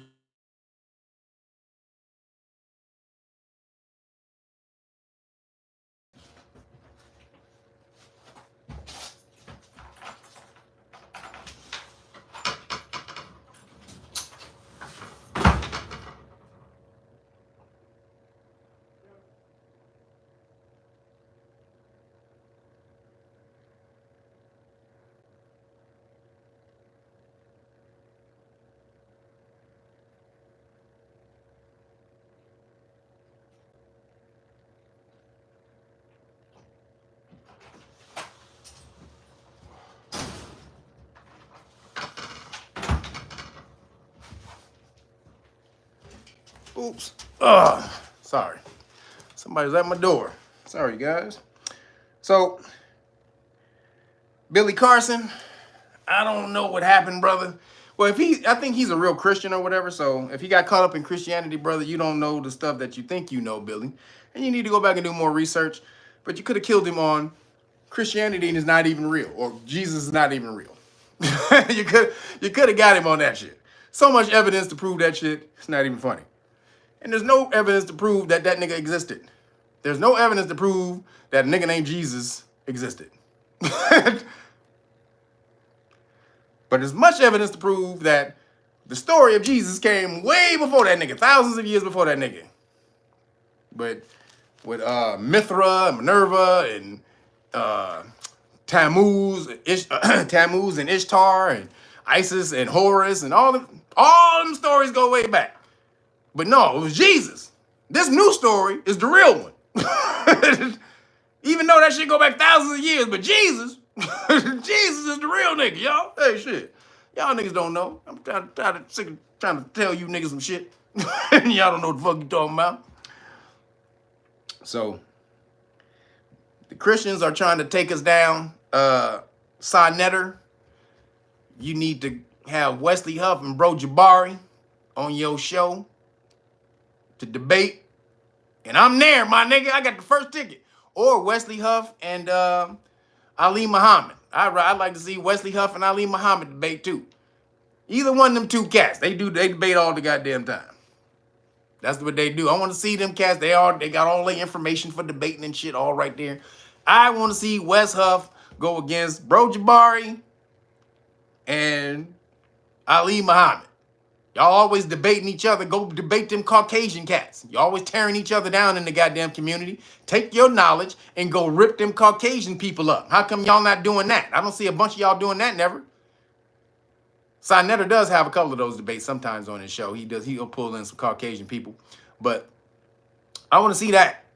I want to see that on Sinetter. I want to see brothers start going after these Caucasian cats who are studying us.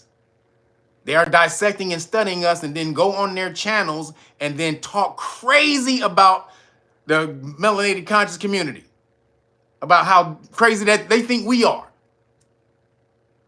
That we not worshiping some mystical space nigga playing PlayStation. That we call ourselves God. That's evil. That's satanic to call yourself God. You're not God. You're not the creator of all. How dare you? That is blasphemy. No, we didn't say we're the creator of all, nigga. We are a part of all that is created, which makes us God. The fact that you are a part of all things makes you God. And that you have all things within you. That's what makes you God. Being connected to all of that. All that is.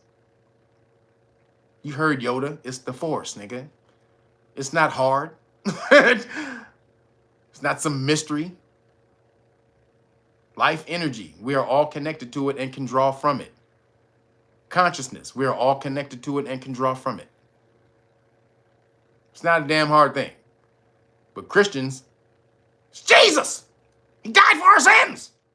He died for our fucking sins, man. If you don't believe that, you're going to hell. Okay, Mr. White Man. Mr. Caucasian Christian. Damn it, Billy. I can't believe it. That you let the man get you like that, man. You could have killed that nigga on that crucifixion bullshit. No goddamn Jesus. Nigga, what the fuck? All these goddamn fucking stories thousands of years before him. They said, then they tried to say the sun and the S-O-N and the S-U-N, those are two different things. Just because they sound the same doesn't mean they're the same. No, nigga, but those are the same. A father calls his child son because it's his light. It's a reflection of him. It's his light. Or it's a piece of light of him. It's not necessarily even a reflection of him. It's its own sun. It's a piece of him that's broken off and become its own sun, its own light. This is why S-O-N and S-U-N are really the same thing. Yo, always fresh. Appreciate you. Thank you for the CashApp. Appreciate you guys. So, Billy, man, Billy, you got me on that one, man. I was hoping you ripped that dude up, Billy. But Jabari and Ali Ali Muhammad, y'all gotta go in there, smash on these cats. Don't let these Caucasian cats come out with this win. So, last thing I got, man, I was watching the TV show V recently. Have y'all seen that shit? Y'all gotta go watch V. And I mean both of them. You should go watch the one from the 80s, but the new one that just came out in 2009 with Maurice Chestnut. Ricky! But you go watch that one. God damn. It's like that TV show took a trip into the future now and then started writing the script and then went back and did the show V. God damn. The very first episode starts talking about when they come. Damn, I don't even want to tell you. God damn it, I'll mess it up for you. But just spoiler alert real quick. When the aliens come, they start talking about how there's wars going on and inflation and this and that and they boom boom, and then the aliens show up. Then there's crack scenes that the aliens put their DNA in the crack scene and oh shit, I'm like, I talked about this before when the cupcakes came out. Yo, Transcendental, appreciate you. Thank you for the cash out, brother. I'll give you a fist bump right back. Thank you, bro. But man, this V is what's going on right now. The aliens all of a sudden showed up when the world is in turmoil to come and offer something to the humans, to come and offer life and everything to the humans. But then there's a certain crackination going on, and the aliens put their DNA into the crack. Oh, y'all have got to go watch this shit, man. Please go. I'm still in the middle. I'm on the first. It's only 2 seasons. I'm still on the first season. I'm back to. I've seen it I haven't seen it in like 15, 16 years, but I'm on episode 8 right now. Man, y'all have got to go see it. That was a good ass show. That show was good. The second one, that show was good. And the lady who plays the alien is Deadpool's girl. The girl who plays Deadpool's wife or whatever in Deadpool. She was the Marina Baccarin. Marina Baccarin. She was off the chain, boy. She was off the chain in that damn show. But she's like sinister. She's like really beautiful and sinister at the same time. Like she's really soft and she has a feminine energy, but she's evil and sinister and fucking at the same time. That bitch is cold. She a cold ass mug in there.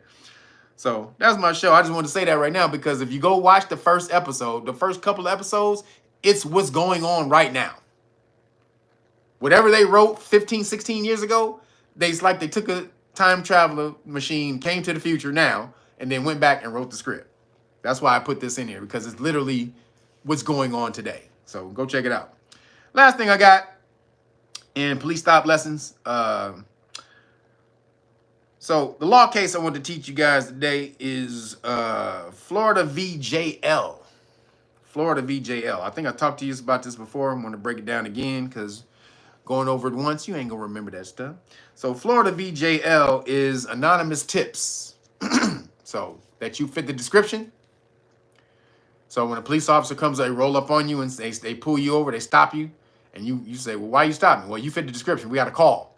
That's what you say. Well, we got a call that, there was suspicious activity over here. You fit the description of the person on the call. So you fit the description. They always get you with that. You fit the description. Come here, buddy. Come here. Put your hands on your head. So what does you fit the description mean? So it could be anything. Now, Florida versus JL says an anonymous call can't just come with this person looks suspicious. They can't just say, well, I'm stopping you because you were suspicious. I got a call that you were suspicious. You can't do that. The suspicion is not a crime. The suspicious activity has to be linked to a crime. Like I saw a guy who's 6 feet tall, black guy 6 feet tall, wearing a black shirt and green shorts. I saw him, trying to break into a car. Or I saw him trying to break into a house. Now that's criminal activity attached to the suspicion. But they just can't say, well, I saw a black guy. He's standing around. He's standing outside around. You know, he's been walking around for about an hour. He's been out here for an hour. That doesn't mean anything. You can walk anywhere you want. Not suspicious. Well, it may be suspicious, but it's not a crime. So always remember, if a police officer comes up to you and they say, well, we got a call and you fit the description of a suspicious person, then you should always, first off, you should ask, what's the description of the person? Go all the way down the list. What's the description of the person? How tall was he? Well, what was his color? What was he wearing? Where was they when you got the call? You know, what's the location of the crime? All this type of stuff. You ask them all these different things. But one of the very first things, what's the crime? Because remember, police officers can't do anything to you unless they suspect you of a crime. So if the suspicion is not attached to a crime, they lose. And that can be, again, anything that's a crime. Even if it's a call for a gun. So say somebody saw you packing, somebody saw your piece, and they called the police on you. Suspicious 6'2" black guy outside with a black girl he's wearing. He has a gun. He has a gun on him. Come now, right? So police come. Can the police just immediately come up to you and stop you? Now, it's a free country. Police can walk up and talk to anybody they want. Do you have an obligation to stop and talk to police? No, not unless they have reasonable, articulable suspicion that you committed a crime. Having a gun is not a crime. You're in America. You got the Second Amendment. See, this is what police officers will try to make you think. Having a gun is a crime. That's why when they ask you, you got any guns or weapons in the car? Even if you had a gun, that's not a crime. But just say, I don't answer questions. When they tell you that, just say, I don't answer questions. But if you're outside and then somebody says, yeah, I saw him, he had a gun, he had a gun or whatever. Do you understand that? Again, having a gun is not a crime. You brandishing a gun is a crime. So meaning brandishing, what is the definition of brandishing? Brandishing means pulling it out and waving it around. That's what brandishing means. Again, so the legal definition of brandish means to pull out the weapon and wave it around or point it at somebody. That's brandishing. As long as you keep it tucked and they can't attach it to a crime, you don't got to tell the police shit.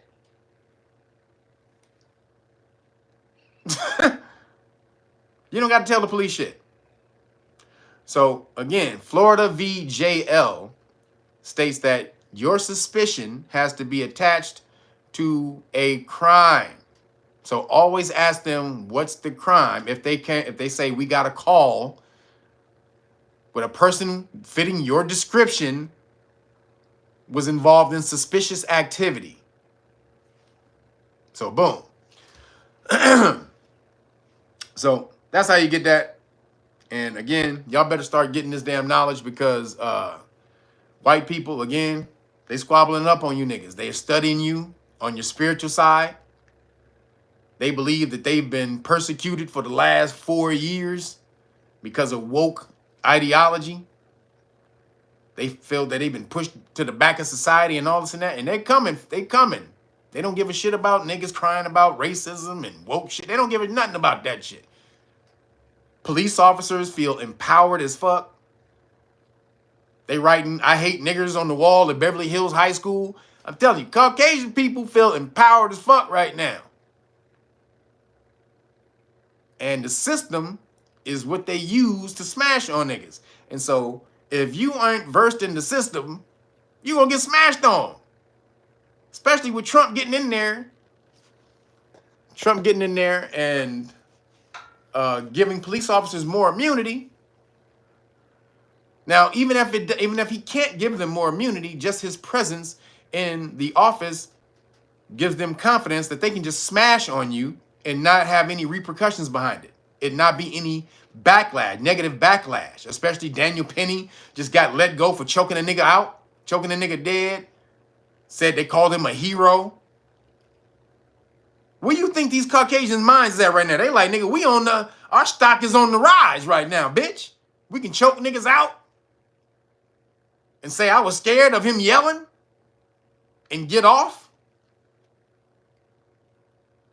Y'all better realize, dude, you can't stay in the same place. If you're not elevating your game in the system, learning meaning mastering it so that you can tweak it and bend it to your will, Caucasians will use it to crush you, as they have been doing since the beginning.